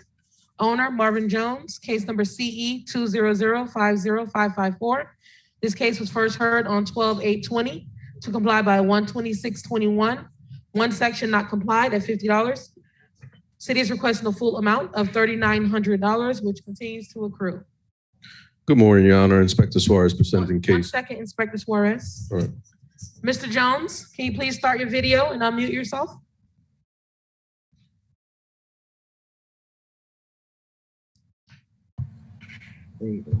Hi, Mr. Jones, can you please raise your right hand? Do you swear and affirm to tell the truth at today's proceedings? Yes. Thank you. Go ahead, Inspector. Good morning, Your Honor. Inspector Suarez presenting case CE 200505554, 3250 Glendale Boulevard. This case is not in compliance. The property owner is here to discuss the case. Okay, Mr. Jones, Yes. why isn't the property brought into compliance yet? Well, Your Honor, I've been back and forth, and also I'm an educator, and it's very difficult for me to maneuver with communication due to the building of the school. I can't get great communication, but I have been back and forth to the city. My wife even assists me of going back and going through the plans and trying to make correction. But at the same time, something new that I know of that came about, and I wasn't aware of it, but now I have to take a fence, my whole complete outside gate down, because of the city said that that it wasn't originally permitted, and I wasn't aware of that. Beg your pardon? That's what we're here on today. The Yes. permit fence. And I'm willing to do whatever I need to do to come in compliance. And as we speak, I am going to remove the fence because my wife or myself wasn't aware of there was no ever a permit for the fence. But I do have a permit in process of my privacy gate in my backyard that I'm trying to take care of. All right, Your Honor. First and foremost, I would like to thank Mr. Jones for being an educator in these tough times during the pandemic. The city is going to recommend, the case hasn't been in compliance for 78 days. As of right now, the fines are at $3,900. We're going to request to hold the fines and grant the 42-day extension. Okay. All right, sir. Are you in agreement with that? 42 days to either get the permit or take down the fence. Is that right? Well, I am taking down the fence this weekend. I'm removing completely off the property, and You do have the option. Yeah, you do have the option to get the permit as well. Yes. Mr. Jones, you have a permit BLD-FEN Foxtrot Echo November -20080064. It's awaiting client reply. City can't recommend anything, but if you want, you can get that permit issued. Once that permit is issued, I can close the case, and then we can reevaluate this case to see how we can help you with the fines. Right. My wife had got a piece of paper from the city. I have to fill out some information. I am removing the fence due to no permits. Was with when I purchased the property in 2004. Okay. And I am gonna go ahead and comply with that. All right, Mr. Jones, we are requesting a 42-day extension, but it shouldn't take more than 2 weeks to get this done. So let's try to get this done at ASAP, or I want this case closed as much as you do. Okay? Okay, so Agreed. you understand, Mr. Jones, that you can go through the permit process and leave the fence up, or you can take it down. The choice is yours. Yes, but my understanding that I was told by the city worker that I have this piece of paper that I have to get notarized and fill out the information and turn it in. Otherwise, each day that that fence is up, I will be cited $50 a day. That's changed as of today. As of today, I'm holding back the fines. Okay. And so to give you a chance to straighten out the permit if you want to go that route. If you do not want to do the permitting process, you can remove the fence. It's one or the other, and that's your choice. And you have 42 days to get that accomplished. I will do. Okay, and I'm going to abate the fines during that period so they won't continue to run. But there's already fines accrued, so you're going to have to come back and address those fines, and we'll try to work with you. Okay. First and foremost, Mr. Jones, let's try to get this case in compliance first, and then we'll talk about the fines later. Right. All right. Thank you, Mr. Jones. You're welcome. Thank you, Your Honor. Thank you. Have a great day. Your Honor, what was the date of that extension? 42 days? 42 days extension. Thank you. Our next case is on page 26, Chief George Oliva, property address 817 Northeast 4th Ave, owner Canvas Films, Inc., case number BE 200-50278. Notice posted at the property on 4/2/21, posted at City Hall 3/31/21.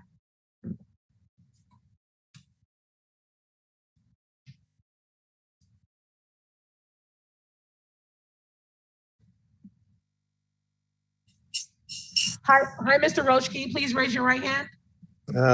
Yes. Do you swear and affirm to tell the truth at today's proceedings? Yes, I do. Thank you.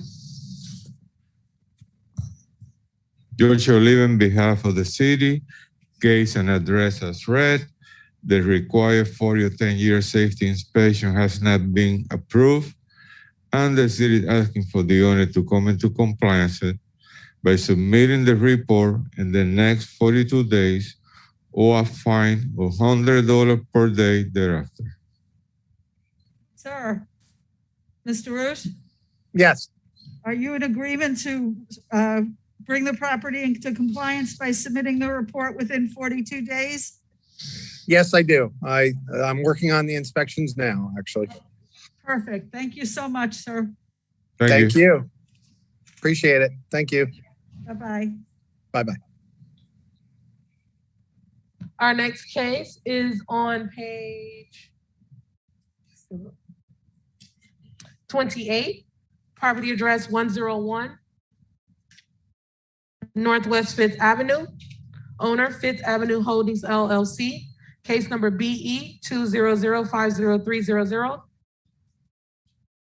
Chief George Oliva, the notice posted at the property on 4/1/21, posted at City Hall 3/31/21. Case is being presented on behalf of Inspector Mario Carswell. Good morning, Your Honor. Inspector Mario Carrascal on behalf of Chief Oliva, presenting case and address as read. The required 40-year safety inspection has not been approved yet. The city is asking for the owner to come into compliance by submitting the report within the next 42 days or a fine of $100 per day thereafter. Sir, good morning. Hi, good morning, everyone. I have the report that was done that they were asking for that was received by the building services, and it was stamped 2019. So I thought I was in compliance a long time ago. Okay. I have all the documentation for the 40-year and the electrical, All right. structural and electrical inspection. I have everything here. Okay. First, state your name for the record. Oh, I'm so sorry. My name is Philip Nathans. Okay. He says he has a report from 2019. Do you want to take a look at that? The report should be revised by Chief Oliva. And Your Honor, if I may, I looked at that report this morning and it's dated from 2015. So I think that's from the 40-year inspection. If I'm not mistaken, this case is for the 50-year inspection. So my docket says 40, but okay. Well, it's called 40-year, Your Honor, just in general, but it's the first 40 years and then every 10 years thereafter. Still called 40-year though. Okay, all right, all right. So it wasn't working. Chief Oliva, if you're going to talk, you should be on the record, please.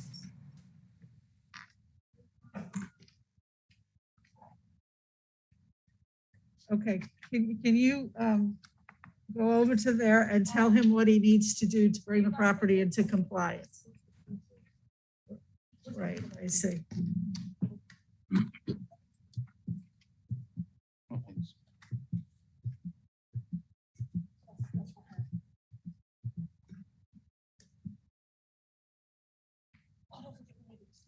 Chief Oliva, on behalf of the city, the report was submitted, but the electrical part failed the review,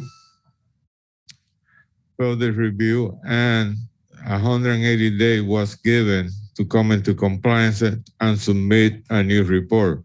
That's what we hear, because 180 days went over and we don't have a new electrical report from the owner. So he needs to submit in the next 42 days a brand new report for the electrical only. The structure was approved by me back in 2019. Okay, so do you understand that what you need to do is to resubmit a new electrical report? I guess so. Yeah, all those repairs have been made and everything, but I guess proof of it will have to be submitted. So I can do that. That's not a problem. Okay, I'm sorry, I'm having trouble hearing you. Speak up, please. No, there won't be a problem for me to comply Okay. within that time frame. All right, so 42 days and to submit the report, or $100 a day thereafter. Okay, yeah, that's fine. All right, thank you. Yeah, thanks. Thank you. Our next case is on page 35. It's a hearing to impose fines. Inspector Jose Saragusti, property address 1515 East Broward Boulevard, number 427. Owner Kevin Bliss. Case number BE 200-60021. This case was first heard on 2/18/21 to comply by 4/1/21. One section not complied at $50. City is requesting the full amount of $650, which continues to accrue. Hi, Mr. Bliss. Can you please start your video?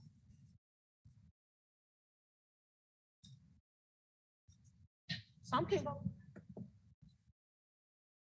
Hi, Mr. Bliss. Can you please raise your right hand? Do you swear and affirm to tell the truth at today's proceedings? I do. Thank you. Good morning, Jose Saragusti, building inspector from the city, presenting the case number as read. The case is not complied.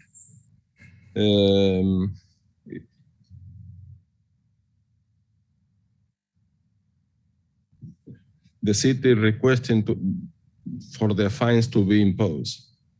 Okay, Mr. Bliss? Yes. Okay, tell me why this property is not in compliance yet. Yes. Well, I spoke to Tasha yesterday, and I explained that actually prior to my last hearing, I filed a new permit electronically to have my old permit that was expired. I guess I have to have a contractor.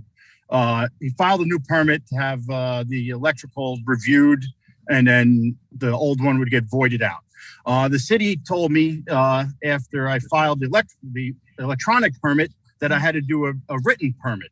So I filed a written permit. And then that sat there with the city for a while. And then they told me they needed something, the original paper permit, which that has been filed. So it's sitting at I've been doing everything I've been asked to do. And it's right now it's sitting at the city. I believe it was finally approved.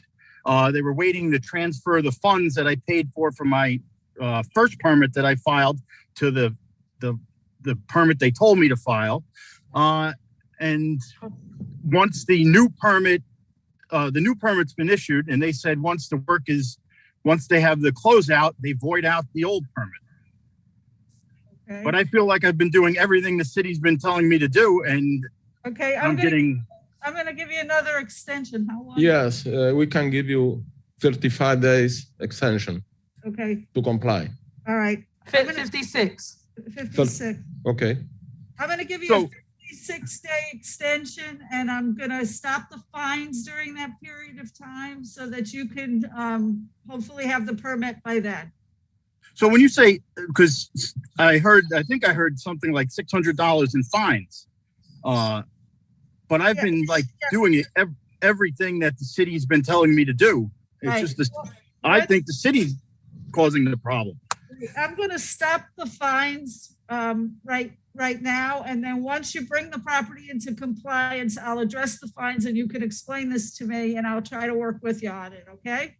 So I'm gonna have another hearing on this. Yes. I have to make sure that the property's in compliance before I want to rule on the fines. Yes, so I believe we have the electrical closeout scheduled for April 27th. Okay. All right. Sorry. Okay, you got it. All Thank right, you. Thank you.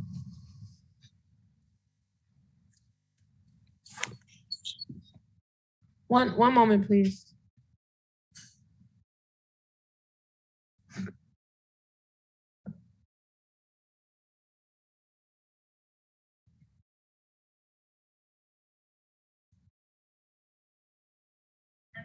Our next case is on page 39.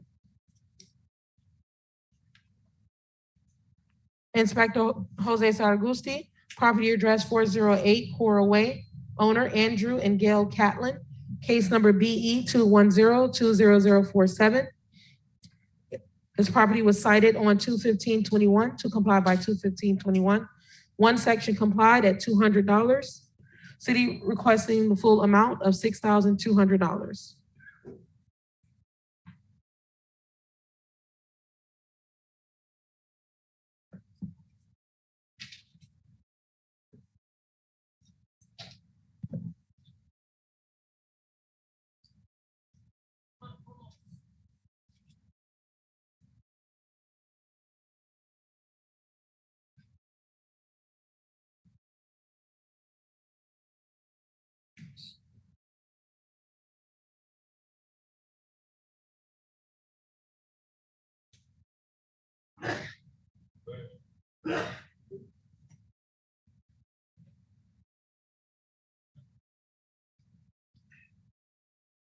Okay, Your Honor, we will have to recall this case. The respondent has dropped off.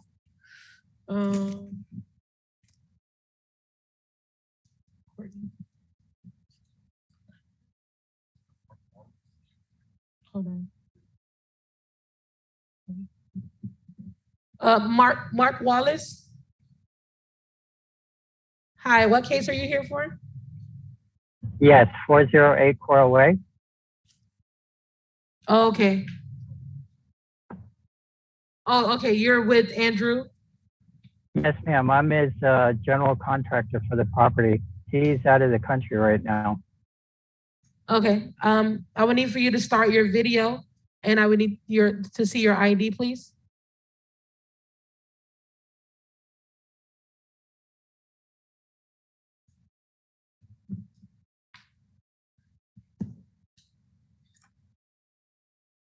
Yes, can you see the ID? Oh, wait. No, I can't see you. Okay. A little bit closer. Okay. Please raise your right hand. Do you swear and affirm to tell the truth at today's proceedings? Yes, I do. Okay, thank you. Go ahead, Jose. Good morning. Jose Saragusti, building inspector for the city, presented the case number as read. The case is compliant. The city is requesting the fines to be imposed. And it has 31 days. I want to hear the contractor.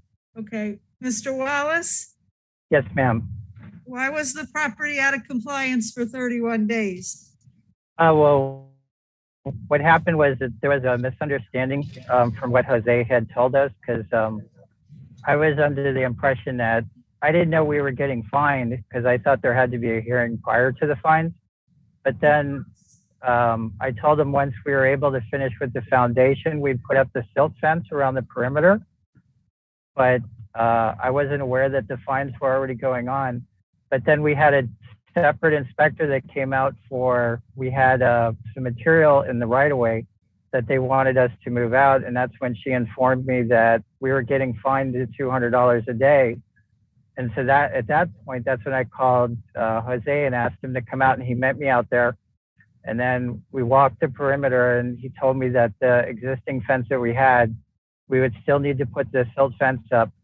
And then that's when we went ahead and proceeded to get that done. And I had him come out and look at it. Now he's approved everything.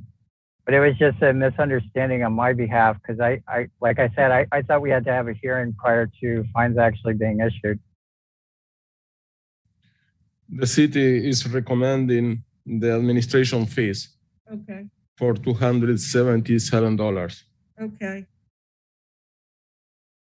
All right, I'm going to impose the city costs of $277. That's fine. Yes, ma'am. I accept that. All right, thank you, Mr. Wallace. Thank you. How do we go about by paying this? Yeah, you'll get an order in the mail, and it will have instructions. Will that go to the property address or the owner's address? It goes- Yes. Yes, whatever the property address on file with the county is. Okay, great. Thank you very much. All right, thank you. Our next case is at the bottom of page 38. Inspector Jose Saragusti, property address 219 South Fort Lauderdale Beach Boulevard. Owner LAD FL Beach CR LLC. Case number BE 200-40152. This case was first heard on 11/10/20 to comply by 1/12/21. One section complied at $50. City is requesting the full amount of $950.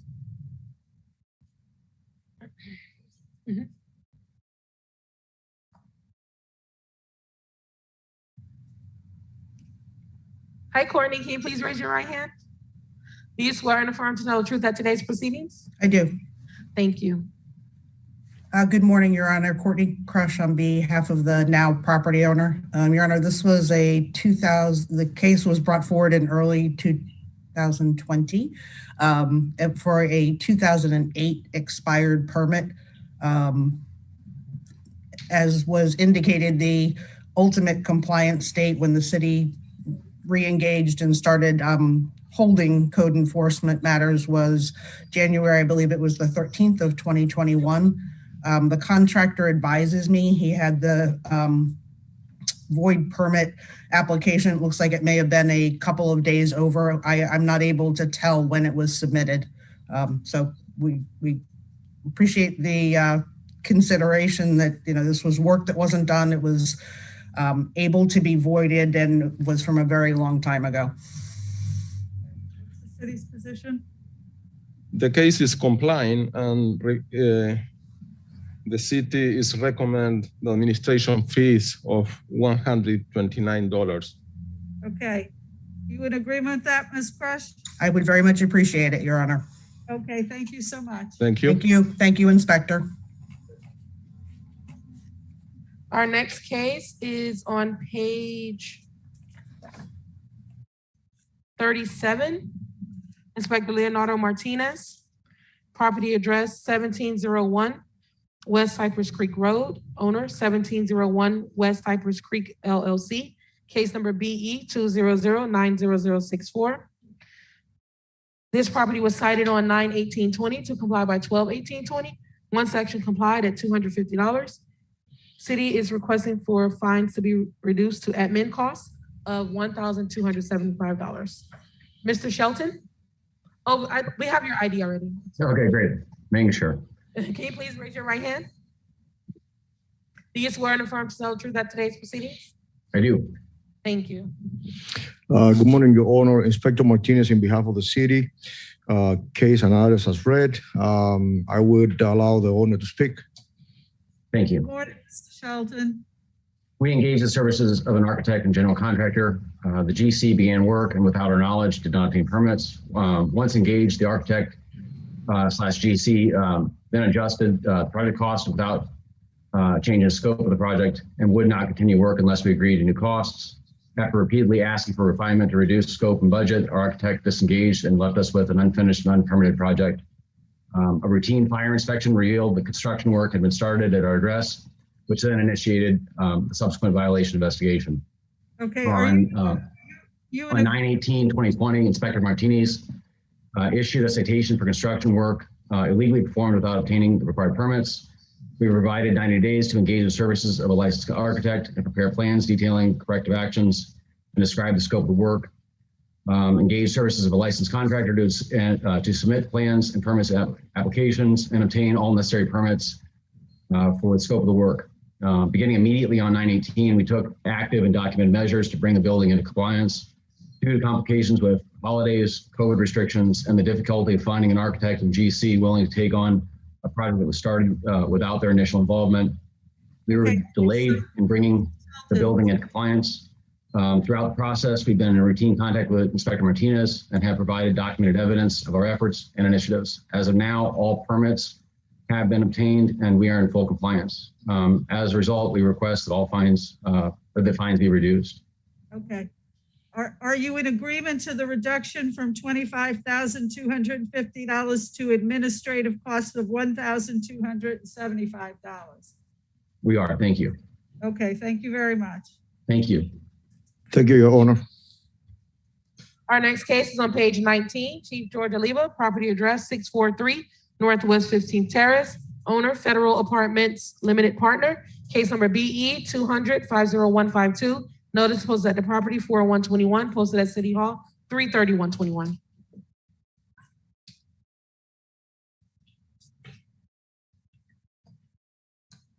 Good morning, Inspector Alvarez. On behalf of Chief Oliva, case number and address is read. The required 40 or 10-year safety inspection has not been approved. The city is asking for the owner to come into compliance by submitting the report in the next 42 days or a fine of $100 per day thereafter.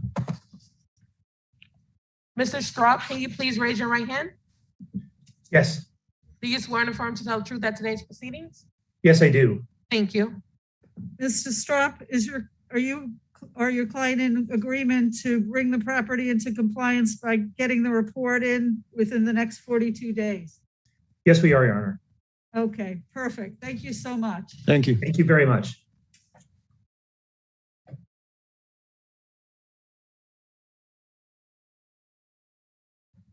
Our next case is on page 36. Inspector Leonardo Martinez, property address 240 Southwest 31st Street, case number BE 200-80053.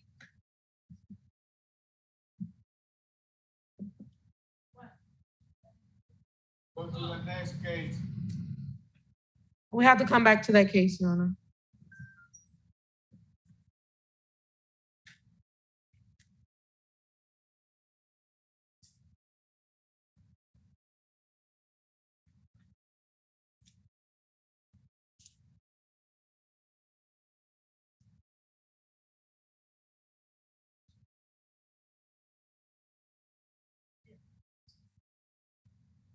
Our next case is on page 13. Which one? Inspector George Oliva, property address 915 East Sunrise Lane, owner HPT IHD-2 Properties Trust, case number BE 200-40432. Notice posted at the property 4221, posted at City Hall 33121.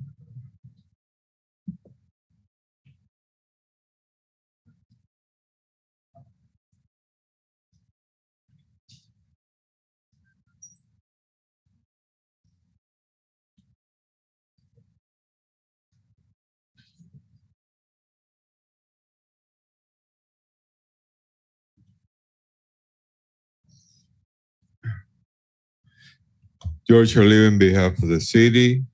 Case and address as read. This case is not in compliance and the city is required for the 40 or 10-year safety report to be submitted or after 42 days from today, a fine of $100 per day. That's why they did that. Do you think that's? Yeah, they're just doing it to see.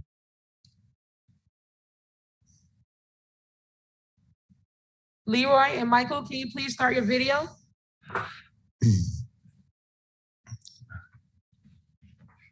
Okay.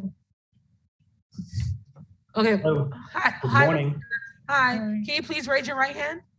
Do you swear and affirm to tell the truth at today's proceedings? I do. Thank you. Okay, Mr. Maderos, are you in agreement to bring the property in compliance by submitting the report within 42 days?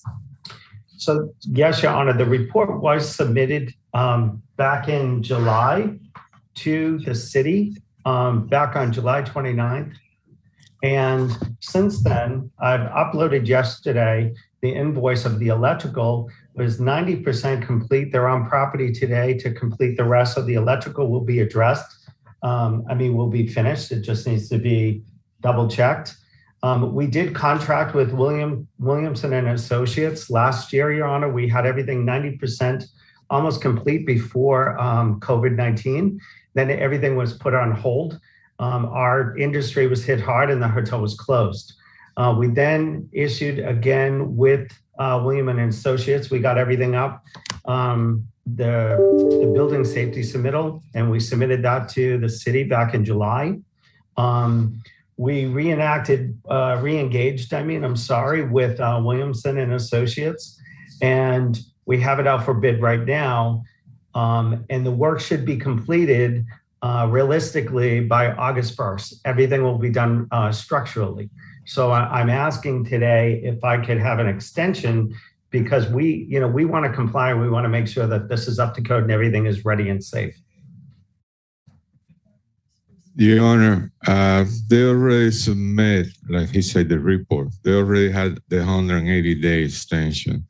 At this moment, the only thing that I can offer is 42 days extension, or they can submit a letter from the engineer of records telling us for a second 180-day extension request, and they have to show the permit and the work in progress and the amount of time required for them to complete. That's the only way I can provide a longer extension. Okay, Mr. Verderas, do you understand within 42 days, you either have to provide the report or a letter outlining what the inspector just told you? And it must be signed and sealed by the engineer of records. Excellent. I understand, Your Honor. Okay, thank you very much. Thank you. Thank you. Our next case, the new business case at the top of page 3. Inspector Leonardo Martinez, property address property address 505 Southwest 11th Court. Owner, William R. Rainford Jr., case number BE 201-00028. Notice posted at the property and at City Hall on 3/31/21.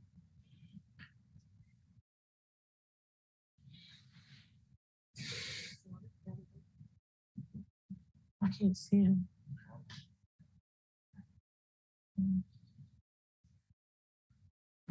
Hi, Ms. Joseph, can you please raise your right hand?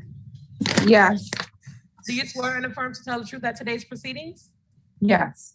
Thank you. Good morning, Your Honor. Building Inspector Leo Martinez with the city. Case and address as read. I visited this property after the complaint and on an inspection that I did inside the property.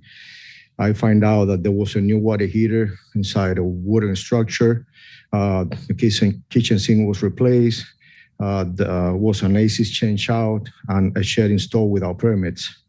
Your Honor, we are asking you to recognize that the violations exist. I've been in contact with the realtor all the time, and I'm going to allow them to speak.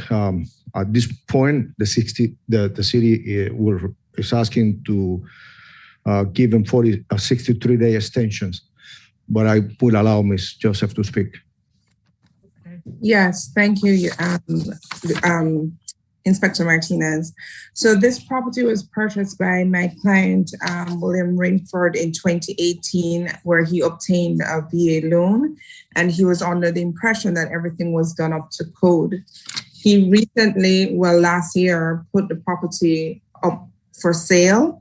And at that time, we discovered that the kitchen and the other items that Inspector Martinez outlined were not done up to code. Okay. Since then, we are under contract. We executed a contract on the 31st of March, and we have a closing date of 5/31/21.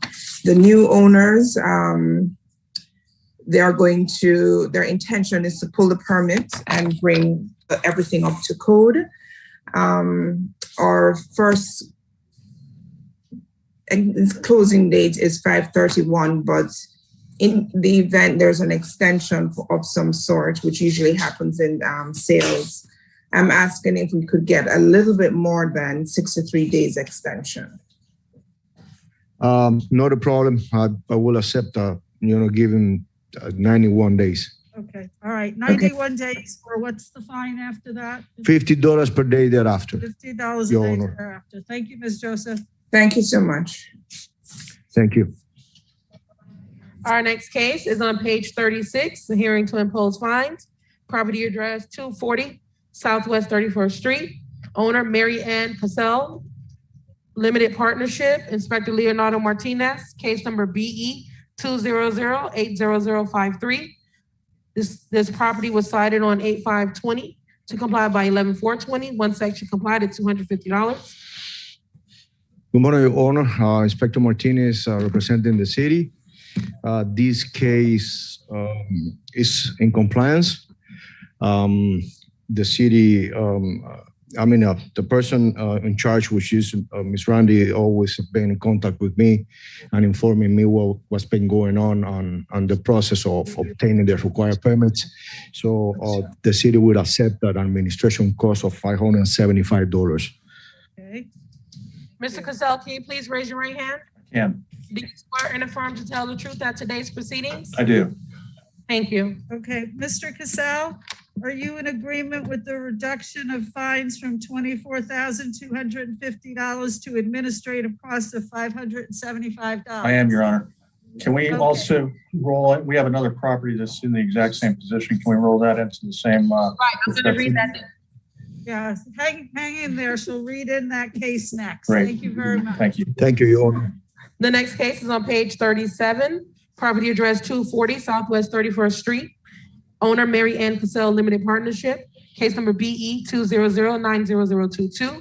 This property was cited on 9/8/20 to comply by 12/9/20. One section complied at $250. Inspector Martinez, Your Honor, representing the city. This is from the same owner as the case before. The case is in compliance. They've been always in touch informing me the process and so far and so on. So the city will accept the $575 administration cost. Okay, Mr. Cassell, are you in agreement with that? I am. Okay, thank you so much for your time today. Thank you, Your Honor. Thank you.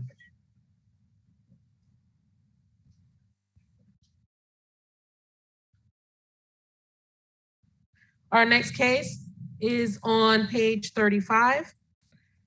Inspector Mario Carswell, property address 435 Royal Plaza Drive.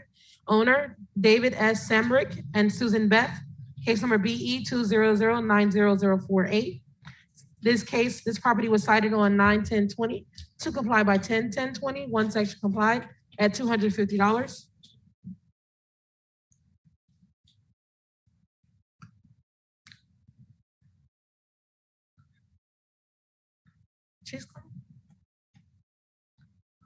Morning.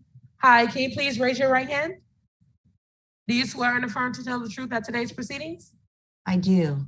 Thank you. Good morning, Your Honor. Inspector Mario Carrasquel, presenting case and address as read.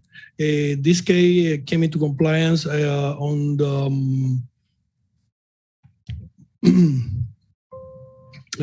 couple of weeks ago with the permit obtained.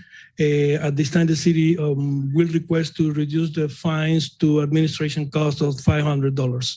Okay. Ms. Knapnick? Yes. Okay, are you in agreement with the reduction of fines from $22,250 to administrative cost of $500? To 500, you said, correct? Yes. Yes, we are in agreement. Okay, perfect. Thank you so much for your cooperation. Thank you. Have a great day. Thank you, Your Honor. Our next case is on page 35, Inspector Mario Carswell, property address 2200 South Andrews Ave, owner Miami Yacht Divers, Inc. Case number BE 200-90012. This property was cited on 9/3/20 to comply by 10/3/20. One section not complied at $250. City is requesting the full amount. Mr. Cameron, can you please? Hi, Mr. Cameron, can you please raise your right hand? Do you swear and affirm to tell the truth at today's proceedings? I do. Thank you. Good morning, Your Honor. Inspector Mario Carrasquel, presenting case and address as read. The owner applied for permit BLD CPAV 210400002. It is still in revision, and at this time, the city will request to stay the fines and grant an extension of 35 days until the permit revision has been completed. Mr. Cameron, are you in agreement with that? Yes, we are. Okay, thank you so much for your time today. Thank you. Thank you. Our next case is on page 9, Inspector Jorge Martinez, property address 2561 Northwest 18th Court, owner NBA Properties Corp., case number CE 201-00501. Notice posted at the property on 4/2/21, posted at City Hall 3/31/21.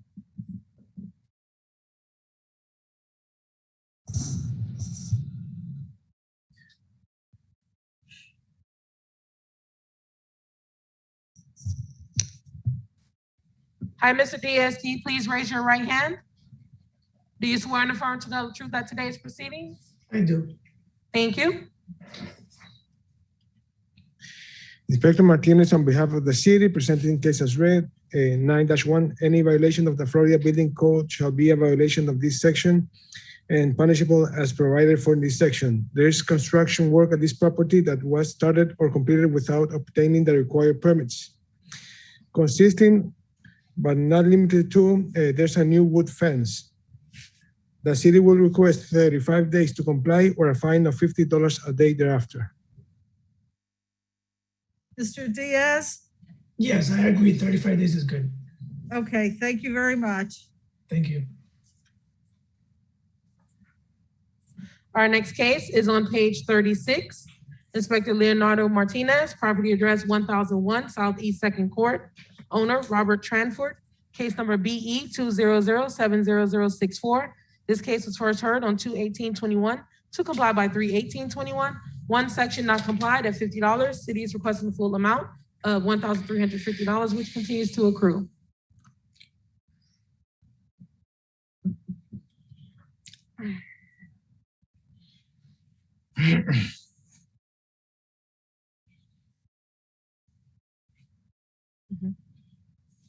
Hi, Mr. Tranford, can you please raise your right hand? Do you swear and affirm to tell the truth at today's proceedings? Yes. Thank you. Your Honor, Inspector Martinez representing the city. The case is not in compliance. I would allow the defendant to speak. Okay, Mr. Tranford? Yes. Okay, why is the property not yet in compliance? I have actually done a permit is applied for some additional vinyl fence that had not been mentioned.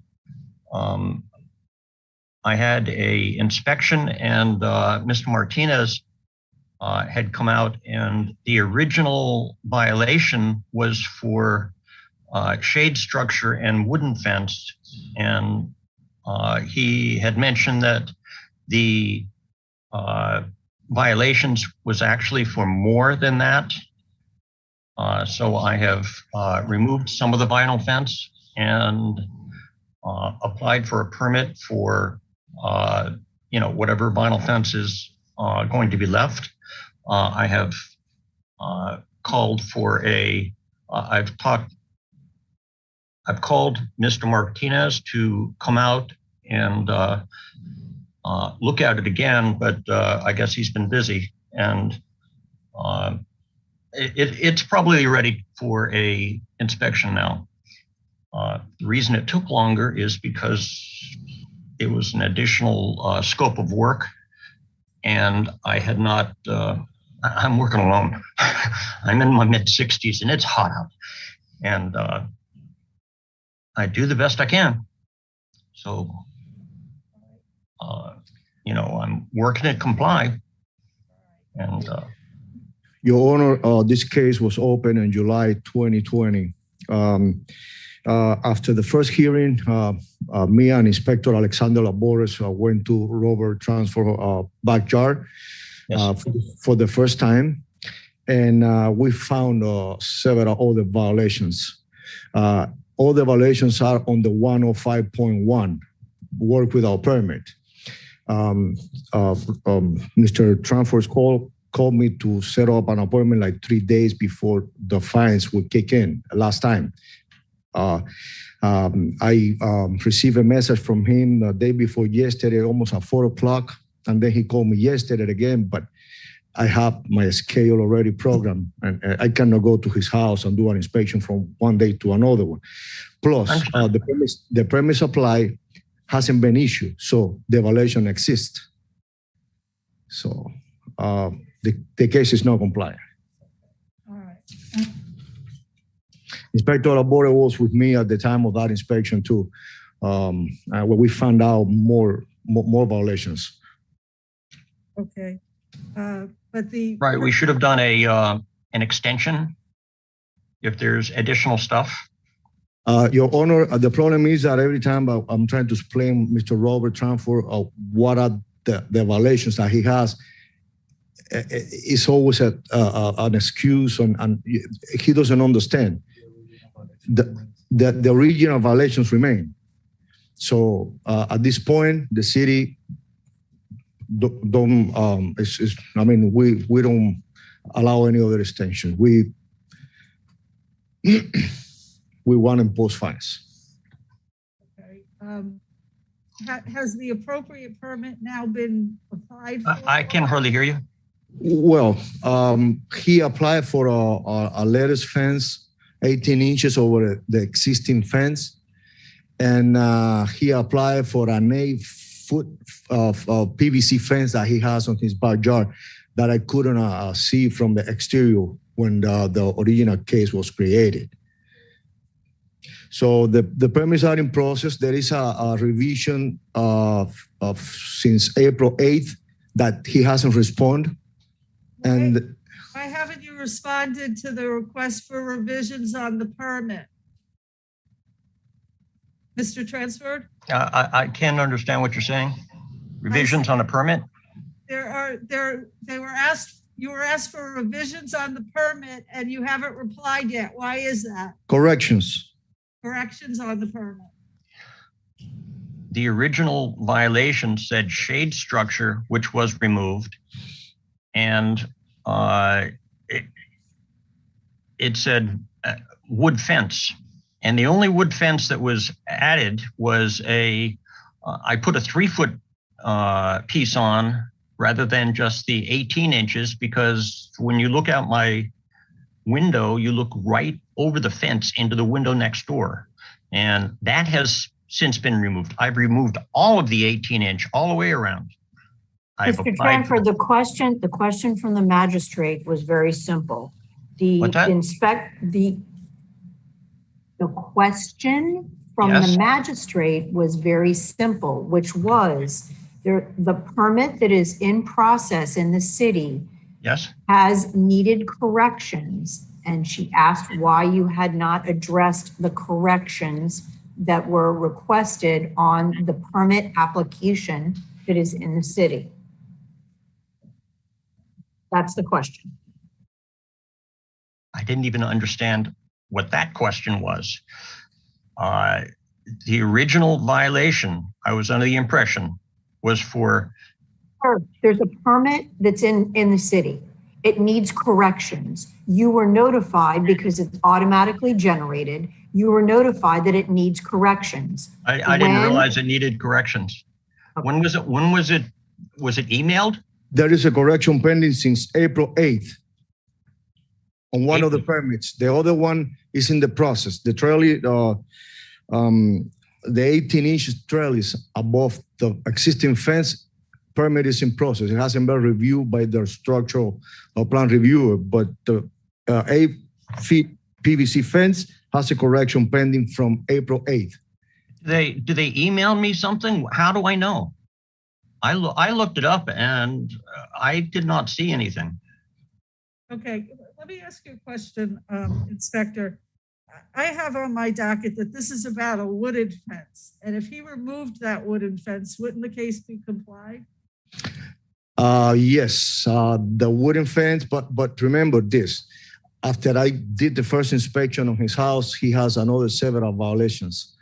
And but Inspector, that's not before the magistrate. The only thing before the magistrate for the Massey hearing is a fence and shade structure.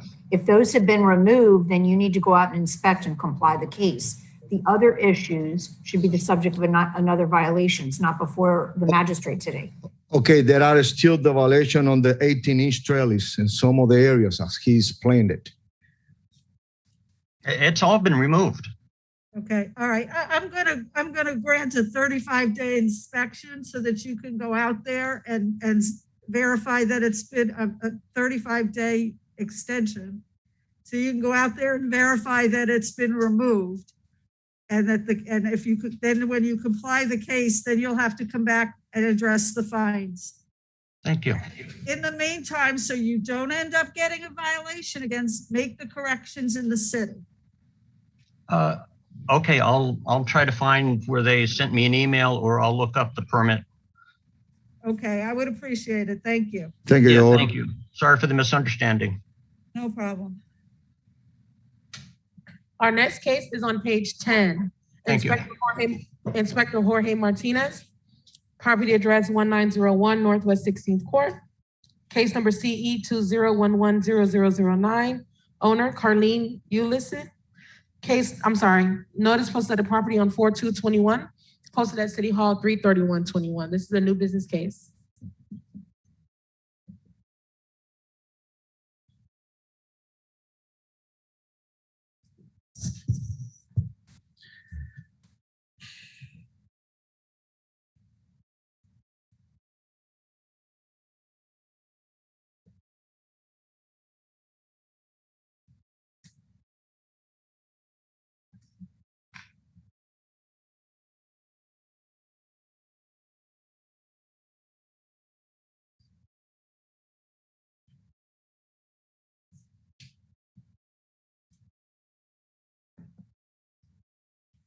Okay, we're gonna recall that case. The respondent seemed to have dropped off. Our next case is on page 28. I'm sorry, no, Frederick Stein.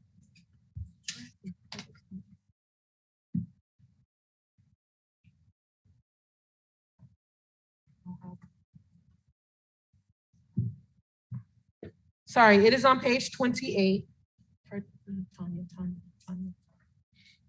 At the bottom of page 28, property address 621 Southwest 2nd Avenue. Owner, General Fabrics, Inc. Case number BE 200-50318. Notice posted at the property 4/1/21. Posted at City Hall 3/31/21. It's Chief George Oliva. Page 28 at the bottom.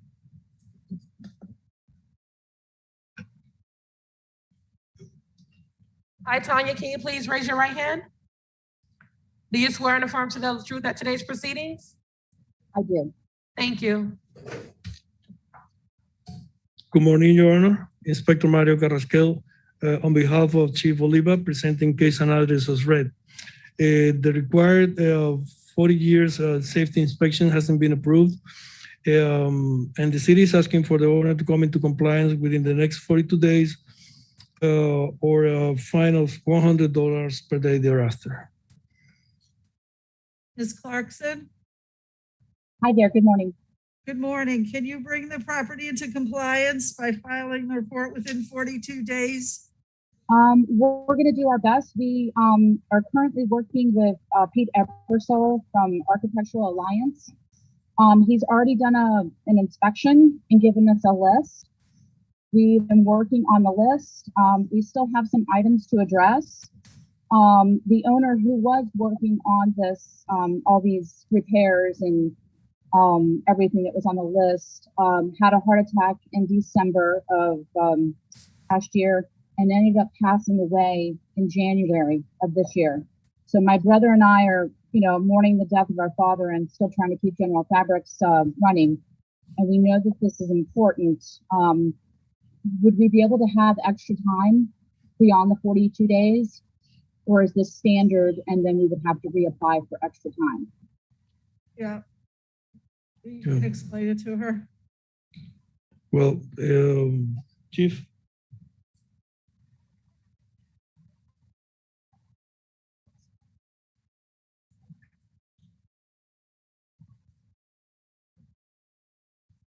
Chief George Oliva, in behalf of the city, the property owner needs to submit the report within 42 days. Each repairs are needed, then the city will provide an extra 180 days for the repair to be complete. Okay. But at this moment, it's 42 days or $100 per after. Do you understand, Ms. Clarkson? You have the work 42 days. You just have to submit the report, and then you'll be given another 180 days to complete the work. Oh, okay. Where do I get this? If we need the extra time, where do I get this report or this paperwork that needs to be filled out for the extension? Yeah. Once you submit the report and it's revised, you're gonna get the 180 days for the repairs. Okay, you mean the report that Pete gave us, like the list? I'm not quite sure I understand what report.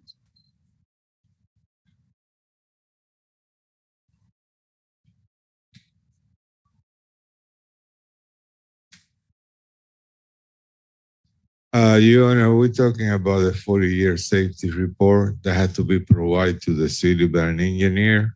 She needs to hire a structural engineer to conduct the inspection and provide the report to the city. Oh, okay, yes, that's what we've been doing. We've been working with Pete Eversole from Architectural Alliance. Tell your engineer he's got 42 days to submit that report. Oh, okay. All right? All right, okay, thank you so much. Thank you. Your Honor, at this time, we're going to recall the case on page 10, as previously read into the record. Case number CE 20110009, property address 1901 Northwest 16th Court. Carlene? Yes. Ma'am, if you have more than one device connected in the same room, please disconnect from one of your devices.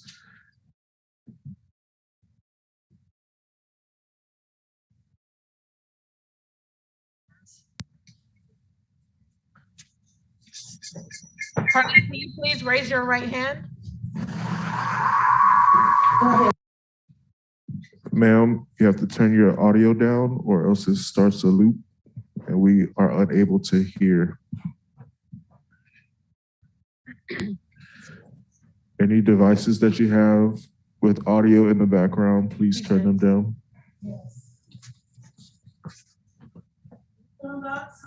Yes. Okay, that's much better. Thank you.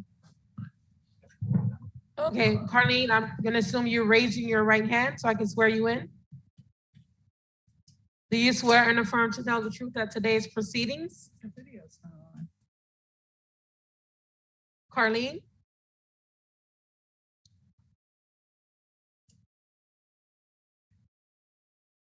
Hello?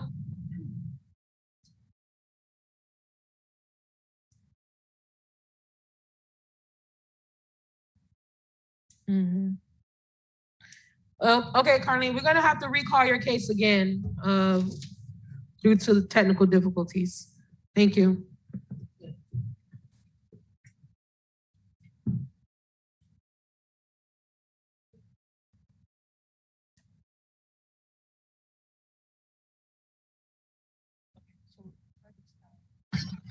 Hello?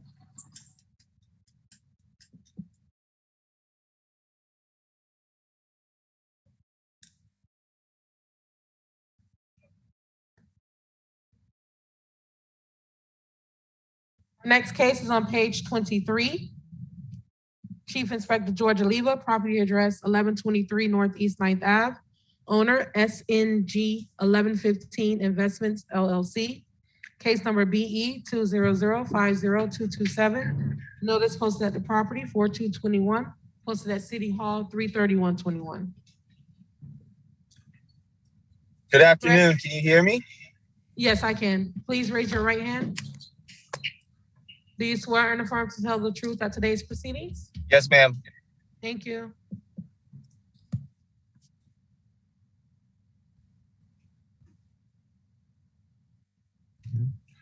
George Oliva, on behalf of the city, case and address as read. The required 40 or 10-year safety inspection hasn't been approved, and the city is asking for the owner to come into compliance by submitting the report in the next 42 days or a fine of $100 per day thereafter. Sir, Yes, I've reached out to my structural engineer and electrical engineer. They've both inspected the property. I'm subsequently waiting on their reports. I would ask for 60 days just for the convenience of it, and that's where I'm at. okay, I can't give you 60 days. That's the 42 days is set. Okay. All right. And just to confirm, there's no current fines on the property, right? That's correct. Okay. I will have it completed within the next 42 days. Thank you very much. Thank you, Your Honor. Our next case is at the top of page 32. Chief George Oliva, property address 1522 Northwest 23rd Ave. Owner Frederick Stein 23 Property LLC. Case number BE 21030070. Notice posted at the property 4221. Posted at City Hall 33121. Hi, Mr. Stein, can you please raise your right hand? Do you swear and affirm to tell the truth at today's proceedings? I do. Thank you.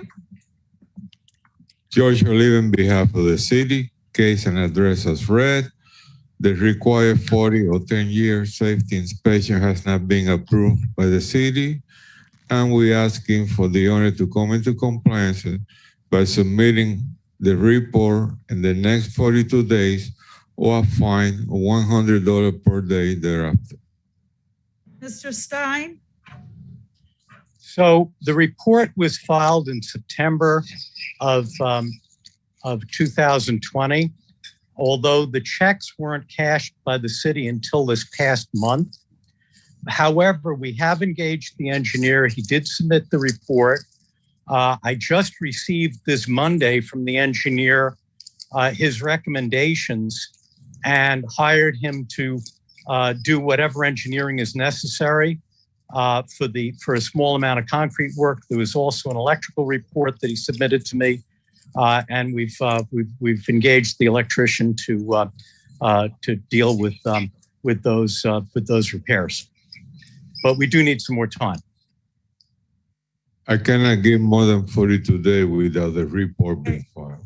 We're not asking, Mr. Stein. But Inspector, the report was submitted. Please do not speak above me. I'm asking, what you need to do is submit the report within the next 42 days. You don't have to have the work complete within the next 42 days, okay? Fair enough, fair enough. The report was completed and submitted, but we'll resubmit it. I'll make sure the engineer does that. Thank you. All right, thank you very much. All right, thank you. Thank you for your help.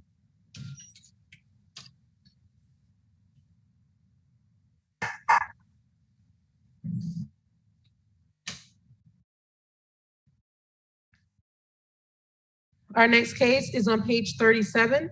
Inspector Leonardo Martinez, property address 929 Orange Isle. Owner Jorge and Barbara Ann Iguez. Case number CE 200-90625. This property was cited on 9/17/20 to comply by 10/17/20. One section not complied at $250. City is requesting the full amount, which continues to accrue.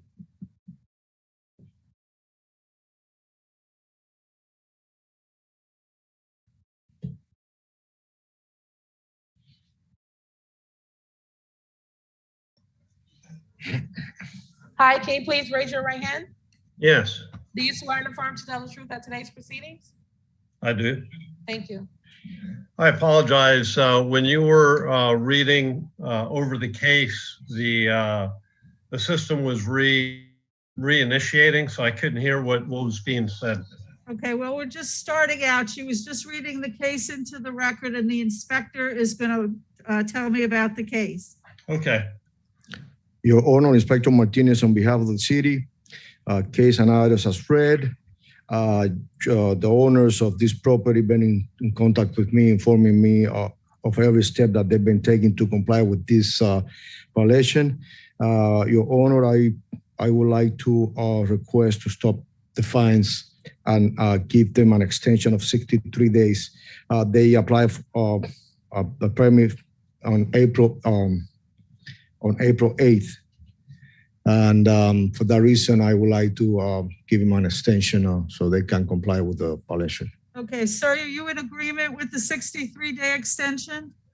I think it should be sufficient. My concern is that, the contractor, I most likely may have to find someone else. I will give him the opportunity to comply within a 2-week period. If he can't, then we're going to need to find somebody else. But I've been very challenged in trying to get this project completed. And as you can imagine, a major concern has been the fines that have been levied to date. Right. And, I'm not going to address the fines today. What I need you to do is to get the permits done in the next 63 days, and then I can address the fines and try to work with you. well, Your Honor, the permits have been taken care of. So I do have the permits in place now. The permits were applied, Your Honor. They are in the process. Okay, all right, okay. So have you received the permits from the city, or you just applied for them? Well, they were applied for.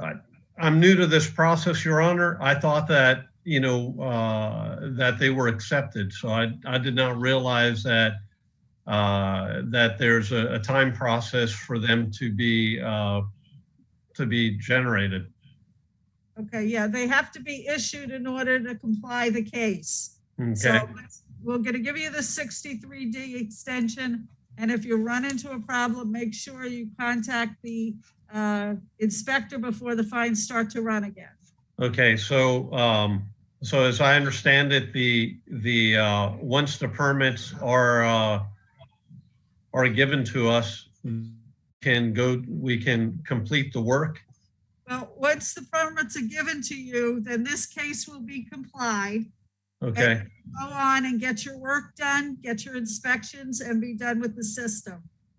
Okay, so the 63 days is just to get the permits, not. To get the permits in place, yes. Okay, so it's not to be compliant with the violations.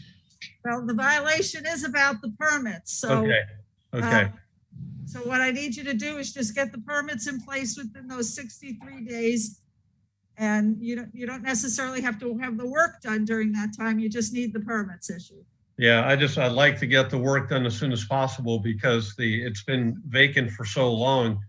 As you can imagine, I'm motivated to get this resolved. Mr. George, if you would like, you can give me a call after and I will explain everything to you. All right. Thank you, Inspector sir. Martinez, thank you. Your Honor, thank you for allowing me to present my case today. You're very welcome. Good Thank luck. you, Your Honor. Our next case is on page 3. Inspector Leonardo Martinez. Property address 2041 Southwest 37 Terrace, Case number CE 20110424. Owner Amanda L. Roselle. Notice posted at the property and at City Hall, 3/31/21.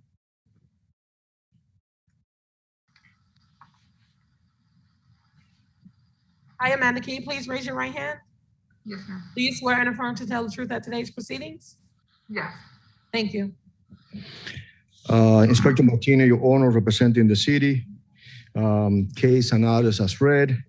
I visited this property after receiving a complaint and case was open. At the time of I visited, I spoke to the owner. The violations consist in new windows and doors, new metal gates, and new AC. The city is requesting for you to recognize that the violation exists. And I would be more than glad to request an extension of 63 days so the owner comes into compliance. Up to today, no permit has been applied. Okay, 63 days, or what's the fine after? $50 per day thereafter, your honor. Okay. Ms. Roselle, Yes, ma'am. are you in agreement for the 63-day extension to get your permits? Yes, ma'am. Okay, thank you very much. Thank you. Thank you. Thank you, your honor.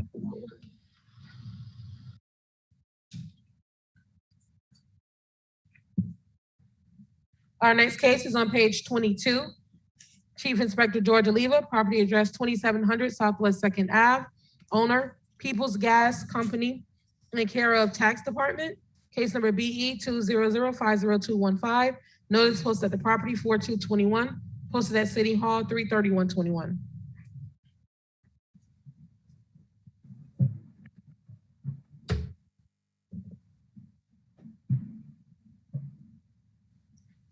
Hi, Mr. Dorch, can you please raise your right hand? Do you swear and affirm to tell the truth at today's proceedings? I do. Thank you.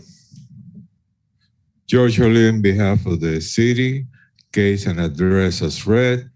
The required 40 or 10-year safety inspection has not been approved, and the city is asking for the owner to come into compliance by submitting the report in the next 42 days or a fine of $100 per day thereafter.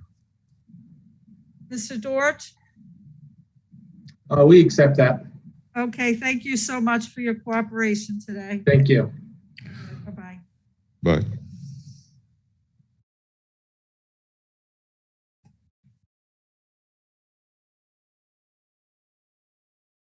Your Honor, we have a few respondents here that we need to find out what cases they're here for. Okay. So we just need to take a little. All right, are we done with the rest of them? Yeah, but I mean, we still have respondents here. Yeah, all right, go ahead. Okay, Anton Malinovsky, can you let me know what case you're here for, please? Yes, good morning. The case number BE 200500272. Okay, may I have the address, please? And the property address is 724 Northwest 6th Avenue. 2724? 724 Northwest 6th Avenue. Okay. Okay, thank you. We'll be with you momentarily. Brittany, can you let us know what case you're here for, please? Hi, yes. The case is CE 19061427, and the address is 1464 Southwest 30th Terrace. 1464 Southwest 30th Terrace. Okay, right there. Type Brittany. And what's your last name, please? Knoche, Knoche. Okay, thank you. We'll be with you momentarily. Robert Strickland, can you let us know what case you're here for, please? Okay. Robert, Michael Talicki, can you let us know what case you're here for, please?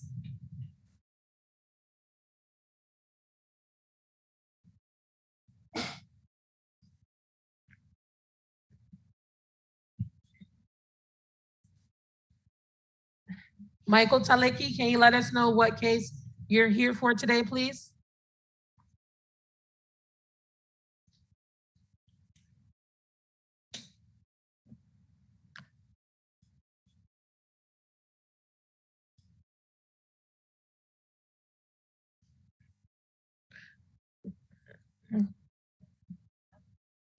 Okay, the telephone number ending in 2429.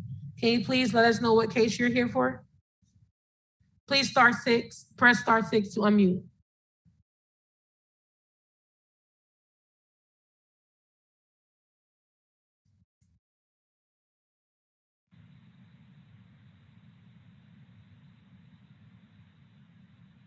Hi, can you let us know what case you're here for today?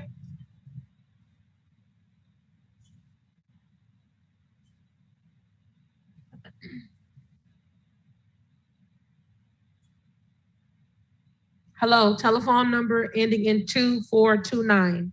Can you please let us know the address of the case that you're here for today? Hello. Yes. Yes, I'm sorry. I was having problems with the cell phone. This is Mike Talicki. This is for case number BE 200-40241, 1516 East Las Olas Boulevard.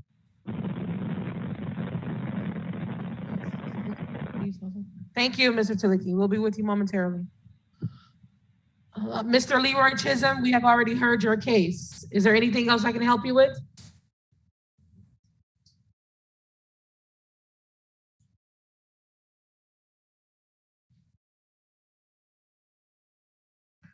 Mr. Mangaru, can you please let us know what case you're here for today?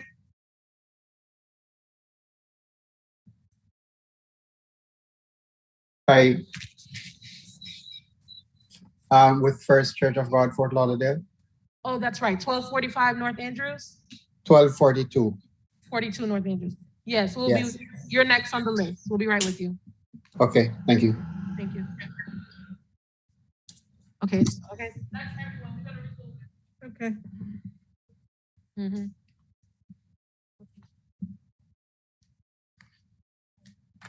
Our next case is on page 20, Chief Inspector George Oliva. Property address 1242 North Andrews Ave. Owner First Church of God, Fort Lauderdale, Inc., and all others. Case number BE 200-50195. Notice posted at the property on 4/2/21. Posted at City Hall 3/31/21. Hi, Mr. Mangaru. Can you please raise your right hand?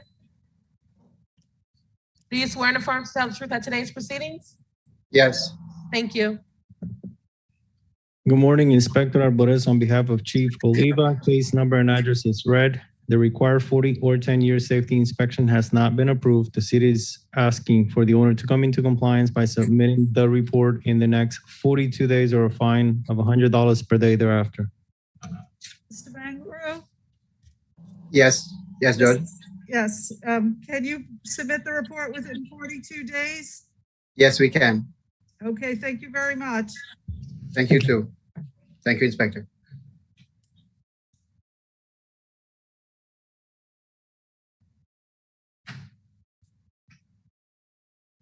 Our next case is on page 34. Property address 1516 East Las Olas Boulevard. Chief Inspector George Oliva. Owner Ventus Realty Limited Partner in care of Kindred Healthcare Inc. Case number BE 200-40241. This case was first heard on 12/8/20 to comply by 1/19/21. One section complied at $100. City's requesting the full amount of $2,700. Ms. Sipley, can you please raise your right hand? Do you swear and affirm to tell the truth at today's proceedings? Please press star 6 to unmute.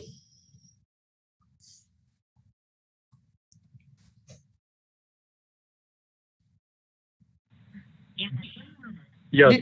Do you swear and affirm to tell the truth at today's proceedings? Yes. Thank you. Chief Oliva, on behalf of the city, this case came into compliance, Your Honor, and they're having fines of $2,700. and the city will request for an administration cost of reduce the fine to $1,275. Okay, Mr. Talecki, Yes, are you in agreement with the reduction of the fines to administrative costs of $1,275?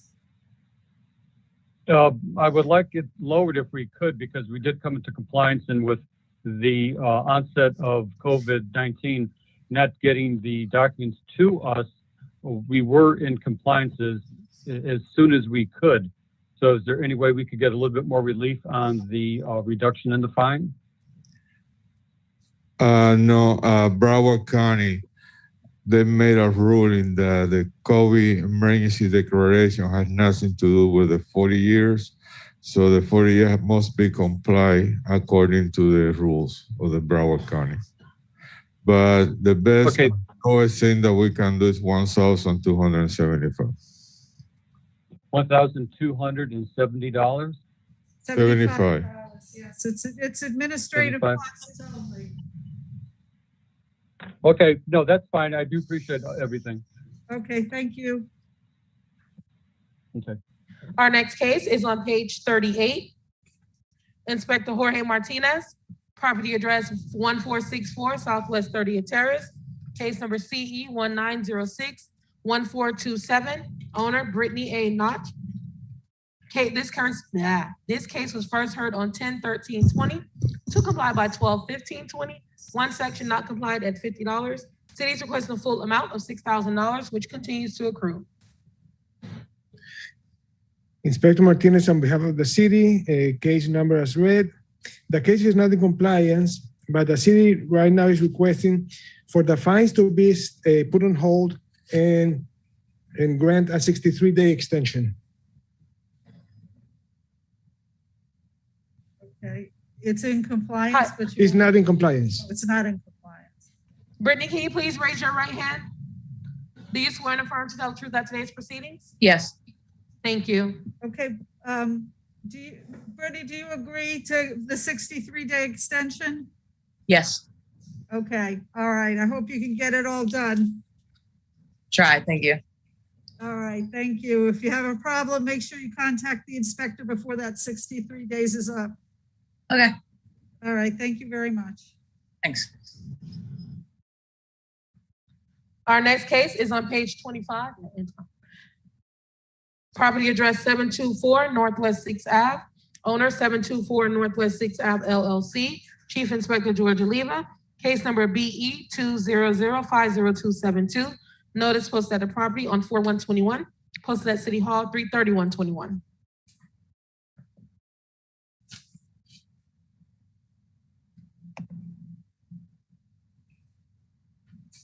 Hi, Mr.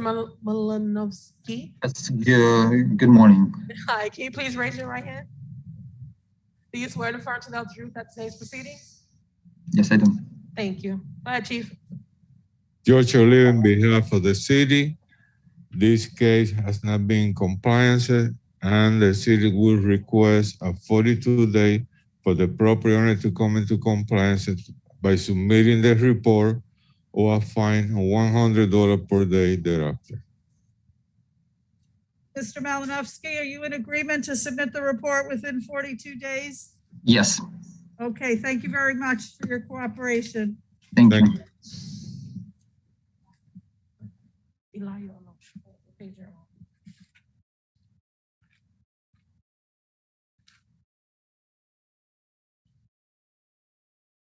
One moment. Our next case is on page.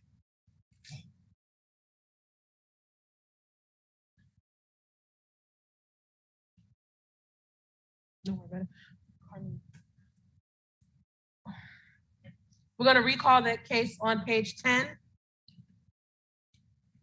1901 Northwest 16th Court, case number CE 201100009.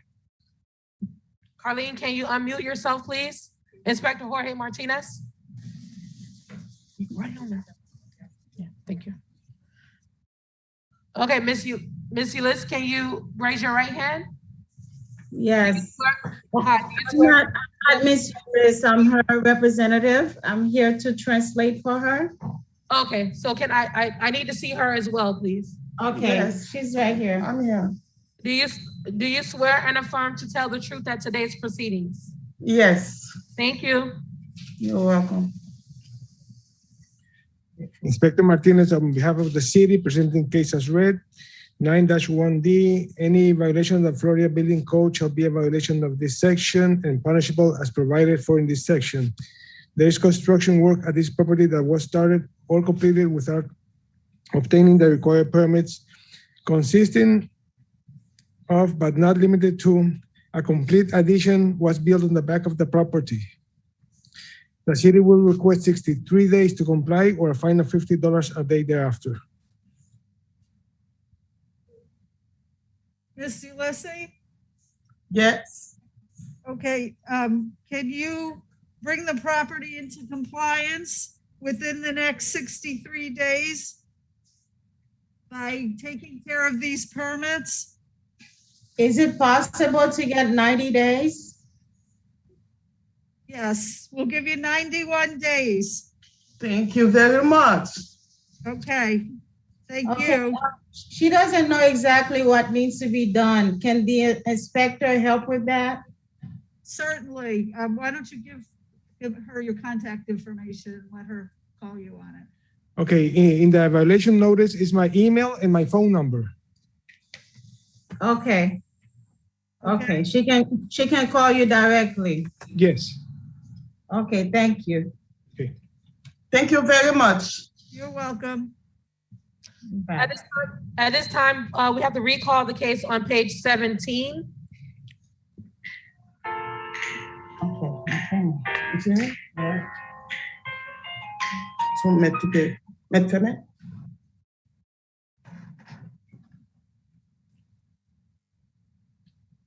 Okay, Elia Alush, we're gonna recall your case, on page 17, property address 3904 Southwest 13th Court, case number BE 200500082. Can you please press *6 to unmute?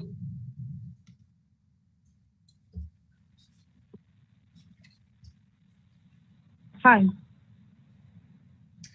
Hi, can you please raise your right hand? Do you swear and affirm to tell the truth at today's proceedings? Yes, I do. Okay, thank you. Inspector Alvarez, on behalf of Chief Oliva, case number and address is read. The required 40 or 10-year safety inspection has not been approved. The city is asking for the owner to come into compliance by submitting the report in the next 42 days or a fine of $100 per day thereafter. Mr. Alush?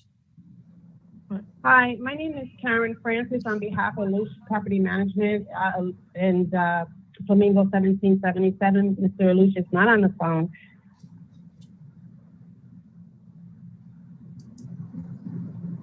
We would like to ask for an extension beyond the 42 days at this time, Your Honor, because we're in the process of gathering more information regarding the recertification, and it's come to our understanding that there are some repairs that need to be made based on the electrical permit that was request for the permit that was submitted.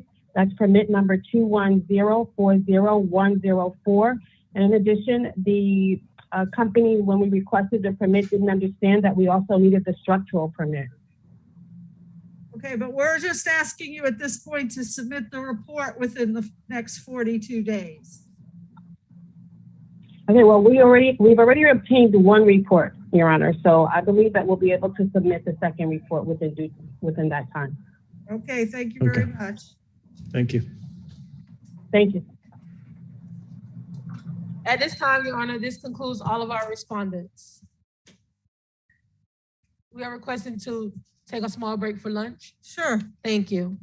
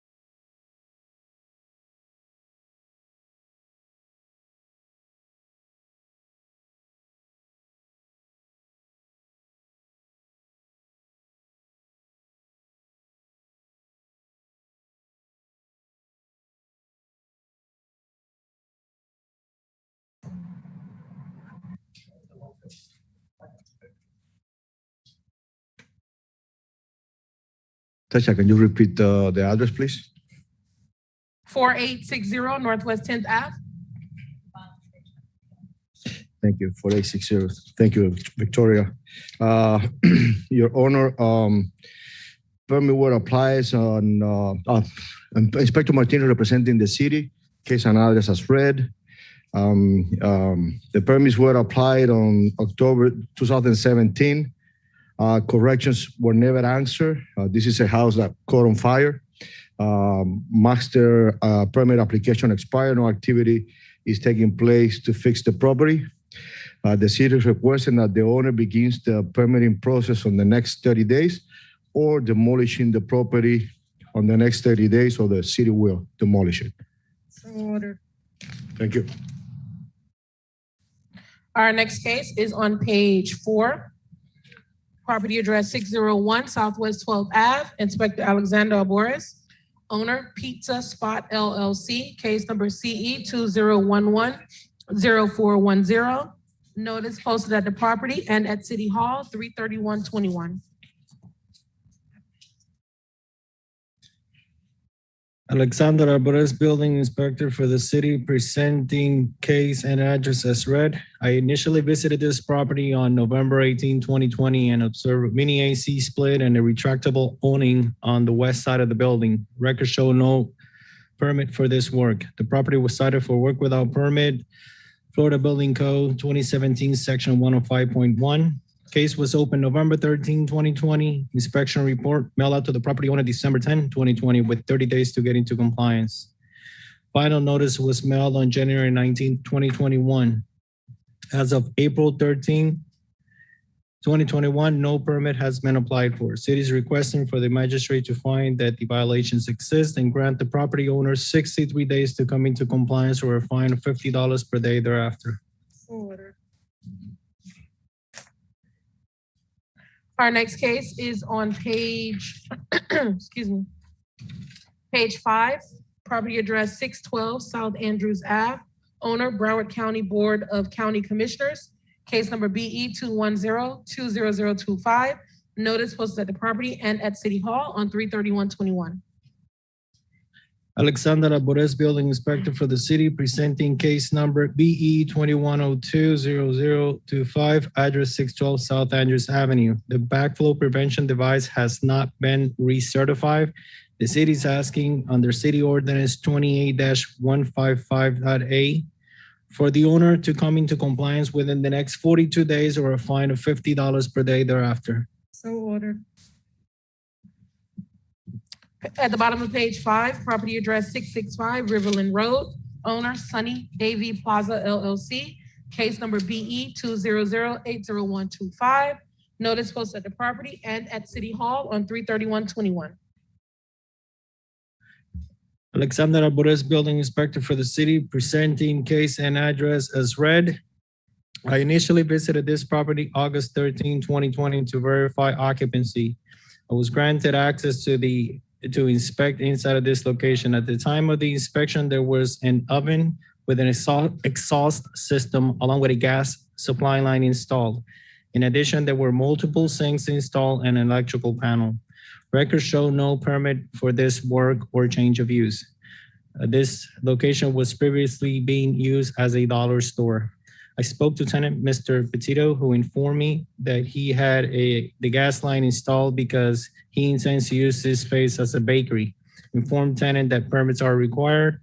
Property was cited for work without permit, Florida Building Code 2017, Section 105.1. Case was opened August 13, 2020. Inspection report was mailed to the property owner on August 14, 2020 with 30 days to come into compliance, and final notice mailed out on December 30, 2020. Some permits have been applied for. However, as of April 14, 2021, permits have not been issued. City is requesting for the magistrate to find that the violations exist and grant the property owner 63 days to come into compliance or a fine of $50 per day thereafter. So ordered. Thank you. Page 6 at the top. Inspector Hector Suarez. Property address 1897 Southwest 28th Ave. Owner Daniel Talon. Case number CE 200-70604. Notice posted at the property on 4/2/21, posted at City Hall 3/31/21.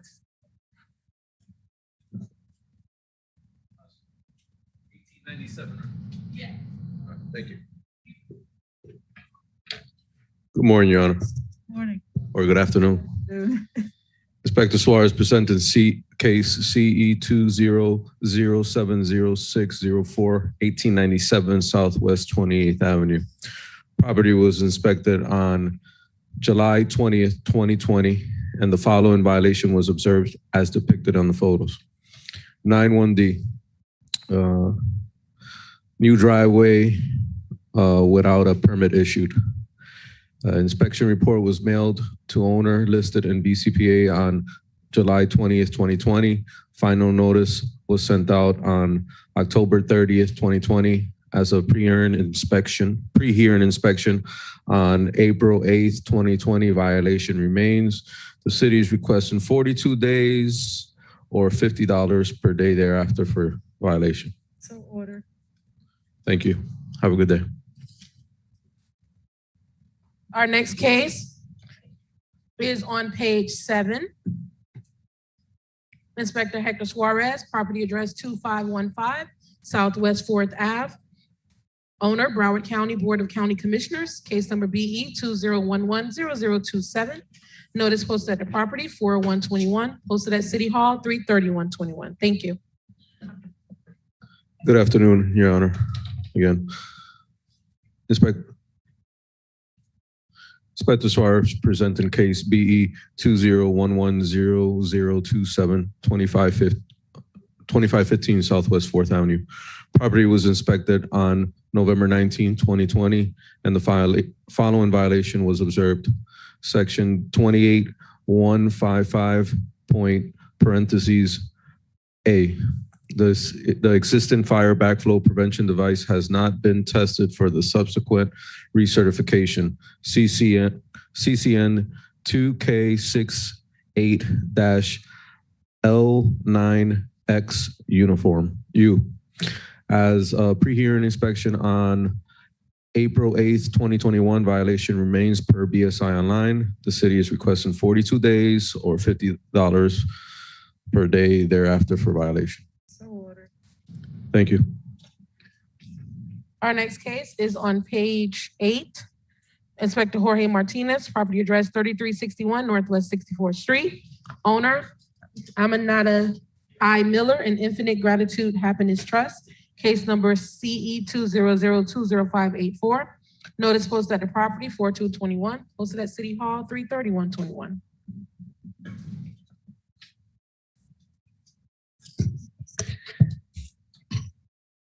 Inspector Martinez, on behalf of the city, presenting case as read. 9-1D, any violation of the Florida Building Code shall be a violation of this code and punishable as provided for in this section. There is construction work at this property that was started or completed without obtaining the required permits, consisting of, but not limited to, shed on the side of the property and a small wood storage. The city will request 91 days to comply or a fine of $50 a day thereafter.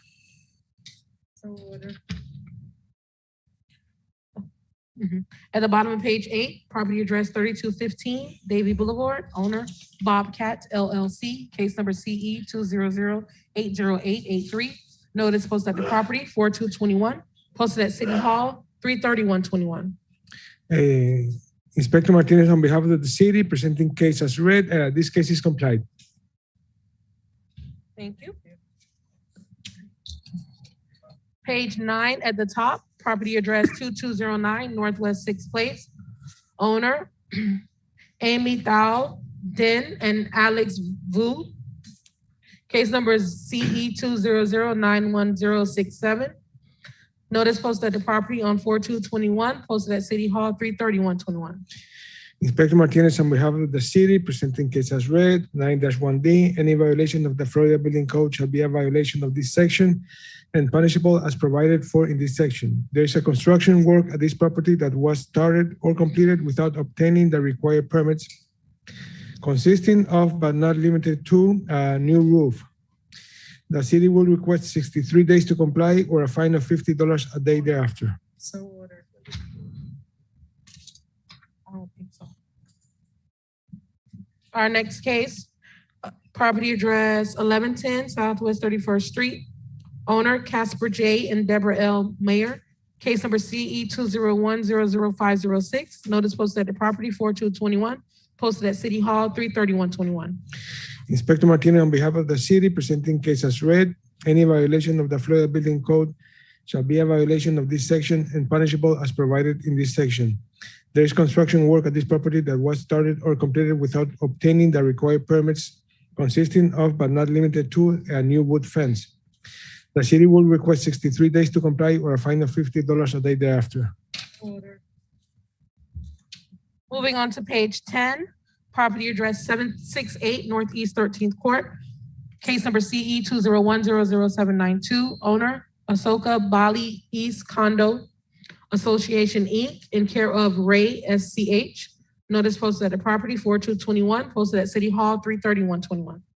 Inspector Martinez, on behalf of the city, presenting case as read. 9-1D, any violation of the Florida Building Code shall be a violation of this section and punishable as provided for in this section. There is construction work at this property that was started or completed without obtaining the required permits, consisting of but not limited to a new directory call panel installed on the wood fence. The city will request 42 days to comply or a fine of $50 a day thereafter. Property address 6299 Bay Club Drive, number 6299-2. Owner Carmen W. Schick. Case number BE 2008-0108. Notice posted at the property on 40121. Posted at City Hall 33121. Inspector Jose Saragusti. Jose Saragusti, building inspector for the city, presenting case number as read. Permit were left to expire and stating today's agenda.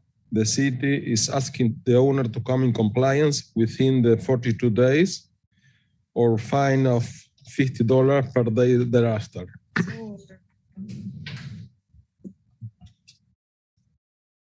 Page 11, property address 5950 Northwest 24th Way. Owner City of Fort Lauderdale. Case number BE 2008-0114.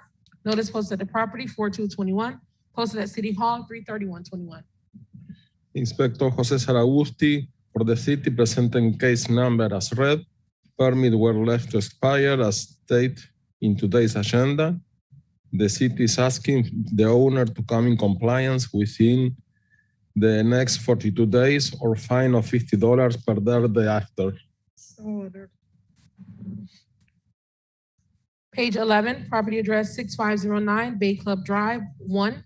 Owner Kirsten W. Klein, Stephen Klein, and Andrew Klein. Case number BE 200-80163. Notice posted at the property 40121. Posted at City Hall 33121. Jose Saragusti, building inspector for the city, presented case number as read. Permit were left to expire as stated in today's agenda. The city is asking the owner to come in compliance within the next 42 days or fine of $50 per day thereafter. Thank you. Yes. The bottom of page 11, property address 5421 Bayview Drive. Owner Ira Epstein. Case number BE 200-80077. Notice posted at the property on 4221. Posted at City Hall 33121. Jose Saragusti, building inspector for the city, presenting case number as read. Permit were left to expire as stated in today's agenda. The city is asking the owner to come in compliance within the next 42 days or a fine of $50 per day thereafter. So ordered. Page 12, property address 5548 Northwest 9th Ave. Case number BE 200-80078. Owner TIITF, State of Florida, Pompano Beach Convict Camp. Notice posted at the property on 4121. Posted at City Hall 33121. Jose Saragusti, building inspector for the city, presenting case number as read. Permit were left to expire as stated in today's agenda. The city is asking the owner to come in compliance within the next 42 days or a fine of $50 per day thereafter. Property address 5555 North Federal Highway, case number BE 200-80079. Owner, Coral Ridge Presbyterian Church, Inc. Notice posted at the property 4/2/21. Posted at City Hall 3/31/21. Jose Saragusti, Building Inspector for the city, presenting case number as read. Permits were left to expire as stated in today's agenda. The city is asking the owner to come in compliance within the next 42 days or a fine of $50 per day thereafter. So ordered. Property address 4800 Bayview Drive, number 403. Owner, Rose M. Seifert. Case number BE 200-80030. Notice posted at the property 4/1/21. Posted at City Hall 3/31/21. Jose Saragusti, Building Inspector for the city, presenting case number as read. Permits were left to expire as stated in today's agenda. The city is asking the owner to come in compliance within the next 42 days or a fine of $50 per day thereafter. So ordered. At the bottom of page 12, property address 721 Northwest 2nd Ave, owner CDH1 LLC, case number BE 200-60043. Notice posted at the property on 4/2/21, posted at City Hall 3/31/21. Jose Saragusti, Building Inspector for the city, presenting case number as read. Permits were left to expire as stated in today's agenda. The city is asking the owner to come in compliance within the next 42 days or a fine of $50 per day thereafter. So ordered. Page 13, property address 2720 East Oakland Park Boulevard, number 106. Case number BE 200-60318. Owner, Franz Blau Trust Holdings, Oakland Park LLC, in care of Smith M.M. and Associates. Notice posted at the property 4/1/2021. Posted at City Hall 3/31/21. Jose Saragusti, Building Inspector for the city, presenting case number as read. Permits were left to expire as stated in today's agenda. The city is asking the owner to come in compliance within the next 42 days or a fine of $50 per day thereafter. So ordered. Property address 3110 Northeast 29th Street. Owner, Monticello Inc. Case number BE 200-40333. Notice posted at the property 4/1/21. Posted at City Hall 3/31/21. George Oliva for the city. This case is in compliance and is closed. Thank you. Okay, moving on to page 14. Property address 800 East Sunrise Boulevard. Case number BE 200-50007. Owner, Holman Automotive Inc. Notice posted at the property on 4/1/21. Posted at City Hall 3/31/21. George Oliva on behalf of the city. The 40-year report has been submitted and the city is requesting from the owner to come into compliance within 62 days or a fine of $100 per day thereafter. 62 days? Yeah, 62 days because they were complicated with the address and where we did the notification. So I promised the owner that I was going to allow an extra day for them to come in compliance. But they already got the engineer aboard. Okay, can we just make it 63 to keep it? Yes. Thank you. 63 days. Okay. Yeah. Page 15, property address 200 Southwest 38th Ave. Didn't we do that one? No? Okay. Owner Stephen J. David, case number BE 200-50052. Notice posted at the property 4/2/21, posted at City Hall 3/31/21. What happened to the first case on this page?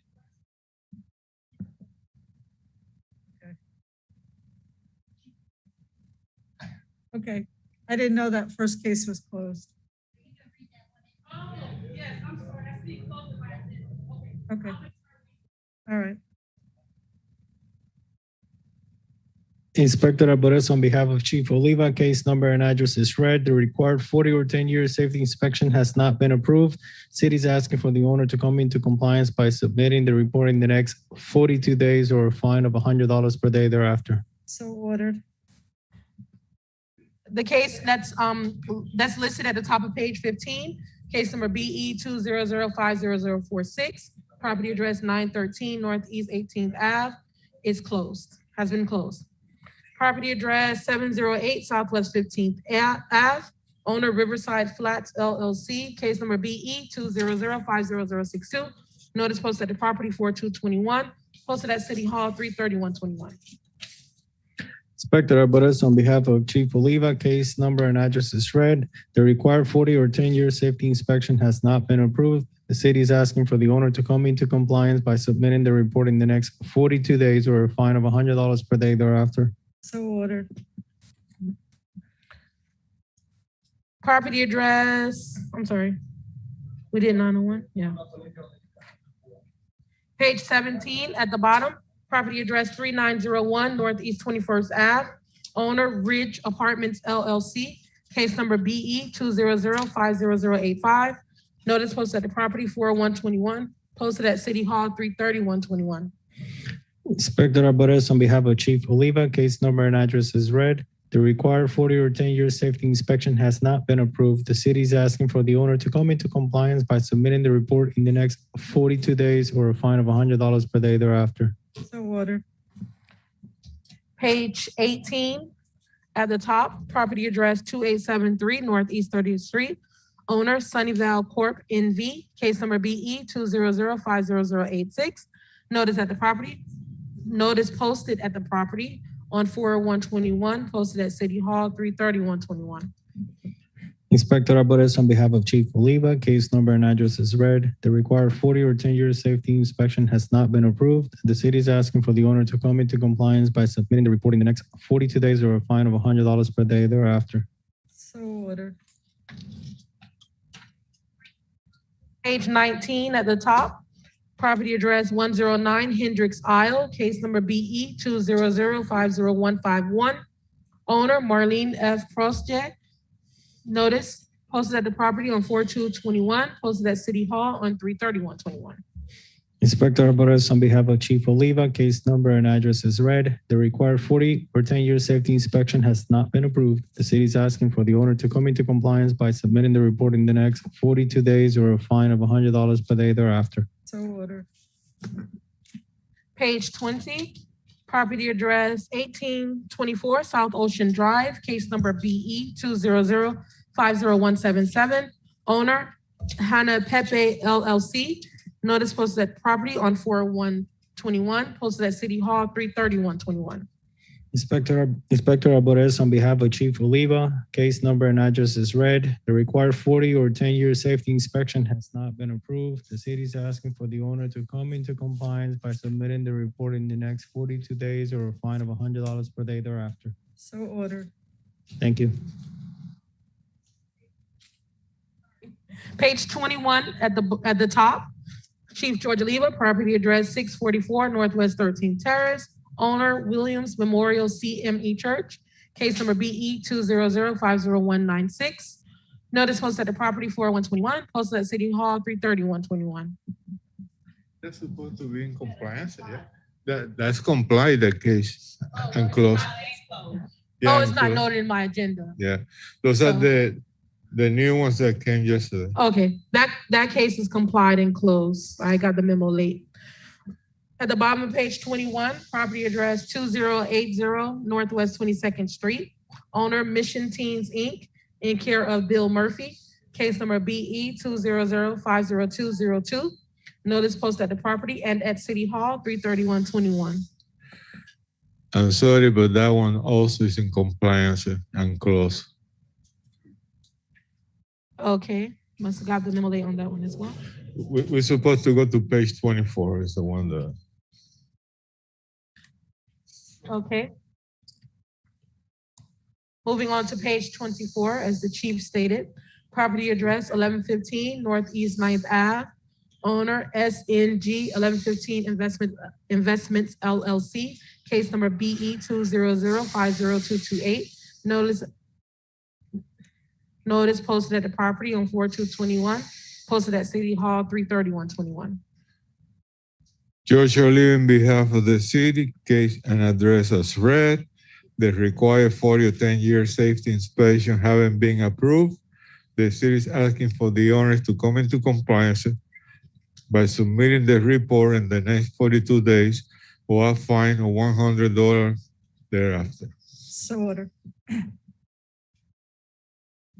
Property address 735 Northwest 7th Terrace, owner Kenneth Cooper, case number BE 200-50254. Notice posted at the property on 4/1/21, posted at City Hall 3/31/21. George Ali, on behalf of the city, address and case as read. The required 40-year or 10-year safety inspection haven't been approved. The city is asking for the owner to come into compliance by submitting the report in the next 42 days or a fine of $100 per day thereafter. So ordered. Property address 808 Northwest 7th Terrace, case number BE 200-50270. Owner Timothy J. Gula, Jean E. Gula. Notice posted at the property on 4/1/21, posted at City Hall 3/31/21. George Ali, on behalf of the city, case and address as read. The required 40 or 10-year safety inspection haven't been approved. The city is asking for the owner to come into compliance by submitting the report in the next 42 days or a fine of $100 per day thereafter. So ordered. Page 25 at the top, property address 702 Northwest 6th Ave, owner Dream Builders Trust, Land Trust Service Corp. Trustee, case number BE 200-50271. Notice posted at the property on 4/1/21, posted at City Hall 3/31/21. George Ali, on behalf of the city, case and address as read. The required 40 or 10-year safety inspection haven't been approved. The city is asking for the owner to come into compliance by submitting the report in the next 42 days or a fine of $100 per day thereafter. So ordered. Property address 821 Northwest 8th Ave, owner Alfred and Eslyn M. Simpson Revocable Trust, Alfred Simpson and Eslyn M. Trustee, case number BE 200-50273. Notice posted at the property 4/2/21, posted at City Hall 3/31/21. George Ali, on behalf of the city, case and address as read. The required 40 or 10-year safety inspection haven't been approved. The city is asking for the owner to come into compliance by submitting the report in the next 42 days or a fine of $100 per day thereafter. So ordered.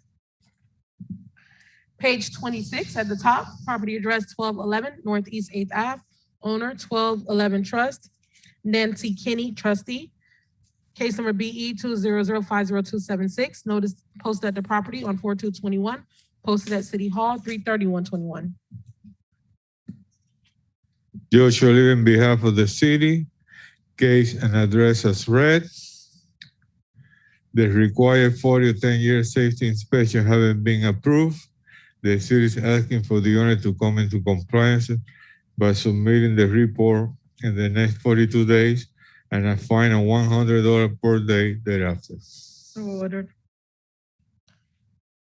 Property address 803 Northeast 4th Ave, owner FCM 807 LLC, case number BE 200-50279.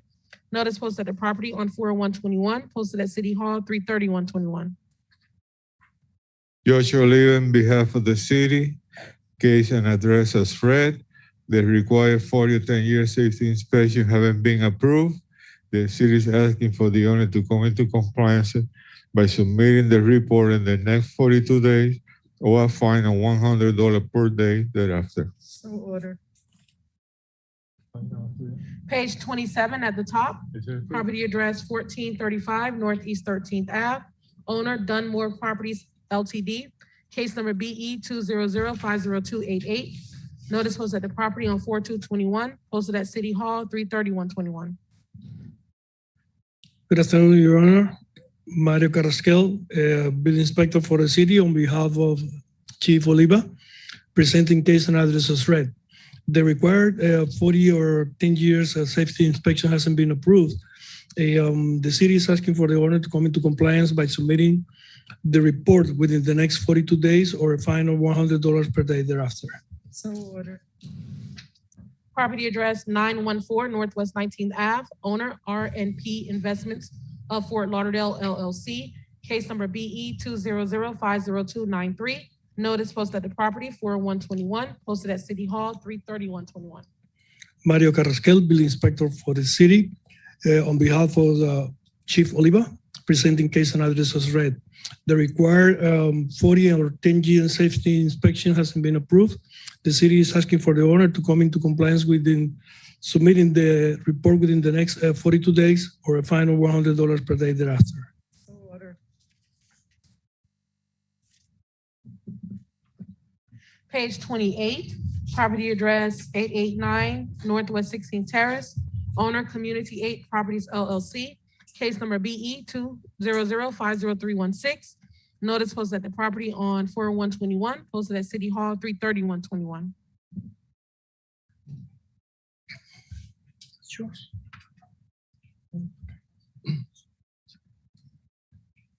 Alexander Alvarez, Building Inspector for the city, presenting case and address as read. I initially visited this property on May 19, 2020 regarding a carport ceiling collapse due to a fire. Later, I visited this property again August 8, 2021 and found that the carport had been repaired without first obtaining the required permits. Property was cited for work without permit, FPC 2017, section 105.1. Case was opened on May 20th, 2020. Inspection report mailed to the property owner September 2nd, 2020 with 30 days to get into compliance. Final notice mailed on October 6, 2020.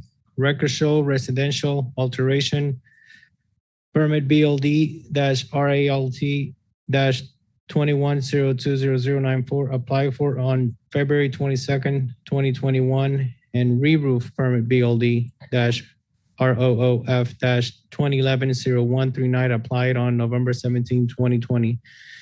This permit is pending one correction. I have been in communication with property manager who is expecting to have permits within the next few weeks. City is requesting for the magistrate to find the violation exists and grant property owners 63 days to come into compliance or a fine of $50 per day thereafter. So ordered. Thank you. Our next case on page 28, property address 308 Southwest 6th Street, owner 308 Urban LLC, case number BE 200-50317. Notice posted at the property on 40121, posted at City Hall 33121. Mario Carrasquel, Building Inspector for the city, on behalf of Chief Oliva, presenting case and address as read. The required 40 years safety inspection hasn't been approved. The city is asking for the owner to come into compliance by submitting the report within the next 42 days or a fine of $100 per day thereafter. So ordered.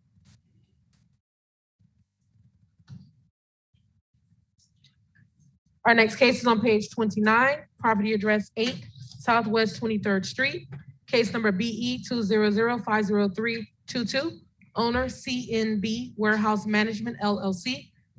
Notice posted at the property on 40121, posted at City Hall 33121.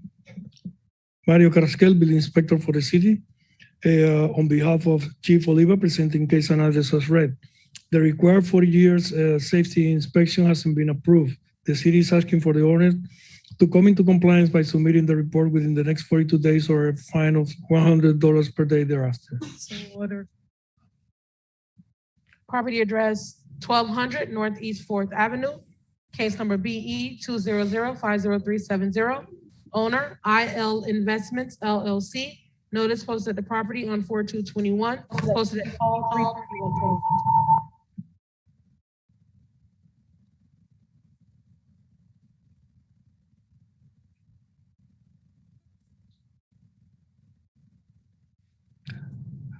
Mario Carrasquel, Building Inspector for the city, on behalf of Chief Oliva, presenting case and address as read. The required 40-year safety inspection hasn't been approved. The city is asking for the owner to come into compliance within the next 42 days or fine of $100 per day thereafter. So ordered. At the bottom of page 29, property address 235 East Sunrise Boulevard, case number BE 200-70083, owner Jeddah South, in care of Midas Realty Corp., in care of Marvin Poor. Notice posted at the property on 4/1/21, posted at City Hall 3/31/21. Mario Carrasquel, Building Inspector for the city, on behalf of Chief Oliva, presenting case and address as read. The required 40-year safety inspection hasn't been approved. The city is asking for the owner to come into compliance by submitting the report within the next 42 days or a fine of $100 per day thereafter. Moving on to page 31, property address 1520 Northwest 5th Street, owner St. John United Methodist Church, Inc., case number BE 200-80088. Notice posted at the property and at City Hall on 3/31/21. Mario Carrasquel, Building Inspector for the city, on behalf of Chief Oliva, presenting case and address as read. The required 40-year safety inspection hasn't been approved. The city is asking for the owner to come into compliance by submitting the report within the next 42 days or a fine of $100 per day thereafter. So ordered. At the bottom of page 31, property address 1321 Northwest 6th Street, owner New Hope Baptist Church of Fort Lauderdale, Inc., case number BE 200-80093. Notice posted at the property and at City Hall on 3/31/21. Mario Carrasquel, Building Inspector for the city, on behalf of Chief Oliva, presenting case and address as read. This property needs repairs, and the city is asking for 180 days for the owner to come into compliance by submitting a new report with no repairs or a fine of $100 per day thereafter. At this time, the case that's on page 32 at the top, I briefly spoke with Chief George Oliva regarding this over our break, and the respondent was here earlier. And the chief requested for 42 days to comply, but an email that was sent on Friday, April 9th, proved that the owner did in fact send the reports in. Okay. So we would like to, What we're doing, Your Honor, is requesting to change from the 42 to the 180-day extension. Okay, this is on the top of page 32? Yes, ma'am. 1522. All right, 180 days or $100 a day thereafter. Okay. That's correct, Your Honor.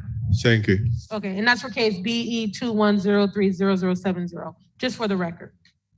Page 33, Your Honor, case number CE 200-50150, property address 1400 Northeast 54th Street, number 301, owner Annie Brunel.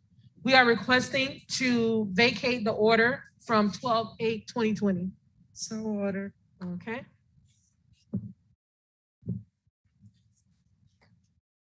Page 34 at the bottom, property address 145 Fiesta Way, owner Nordine Motor Company, Inc., case number BE 200-40090. This case was first heard on 11/10/20 to comply by 1/12/21. Fines were suspended as noted in the agenda. One section not complied at $50. City is requesting the full amount of $2,500, which continues to accrue. So ordered.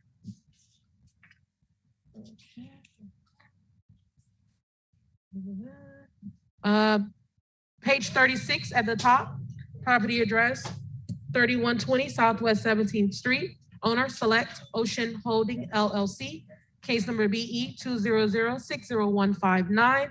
This case was first heard on 2/18/21 to comply by 3/18/21. One section not complied at $250. The city is requesting to impose the fines of $6,750, which continues to accrue. So ordered. Page 37 at the top, property address 3861 Southwest 11th Street, owner TAH 2017-2, borrower LLC, in care of Tricon American Homes LLC, case number CE 200-80070. This property was cited on 8/11/20 to comply by 11/10/20. One section not complied at $250. City is requesting the full amount, to impose the full amount of $38,750, which continues to accrue. So ordered.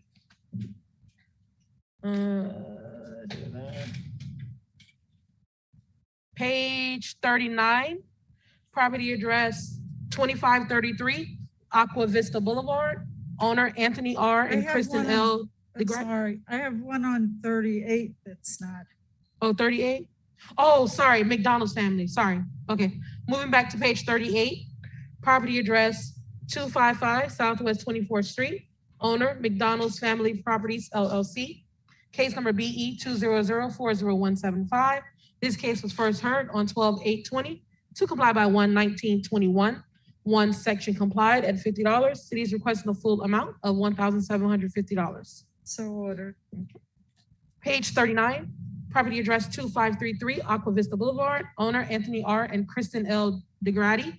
Case number BE 21010051. This property was cited on 1/25/21 to comply by 1/26/21. One section complied at $150. City is requesting to impose a full amount of $750. So ordered. At this time, Your Honor, all the cases that are listed on pages 40 and 41, we would like to enter them into the record as closed, complied, or withdrawn. So ordered. Thank you. This Thank concludes you. our April 15, 2021 special magistrate hearing. Thank you, everyone. Great job. Thank you. Thank you. Have a good day, everybody. Thank you, Magistrate Flynn. Nice to Bye, see you, Rhonda. Rhonda. Bye.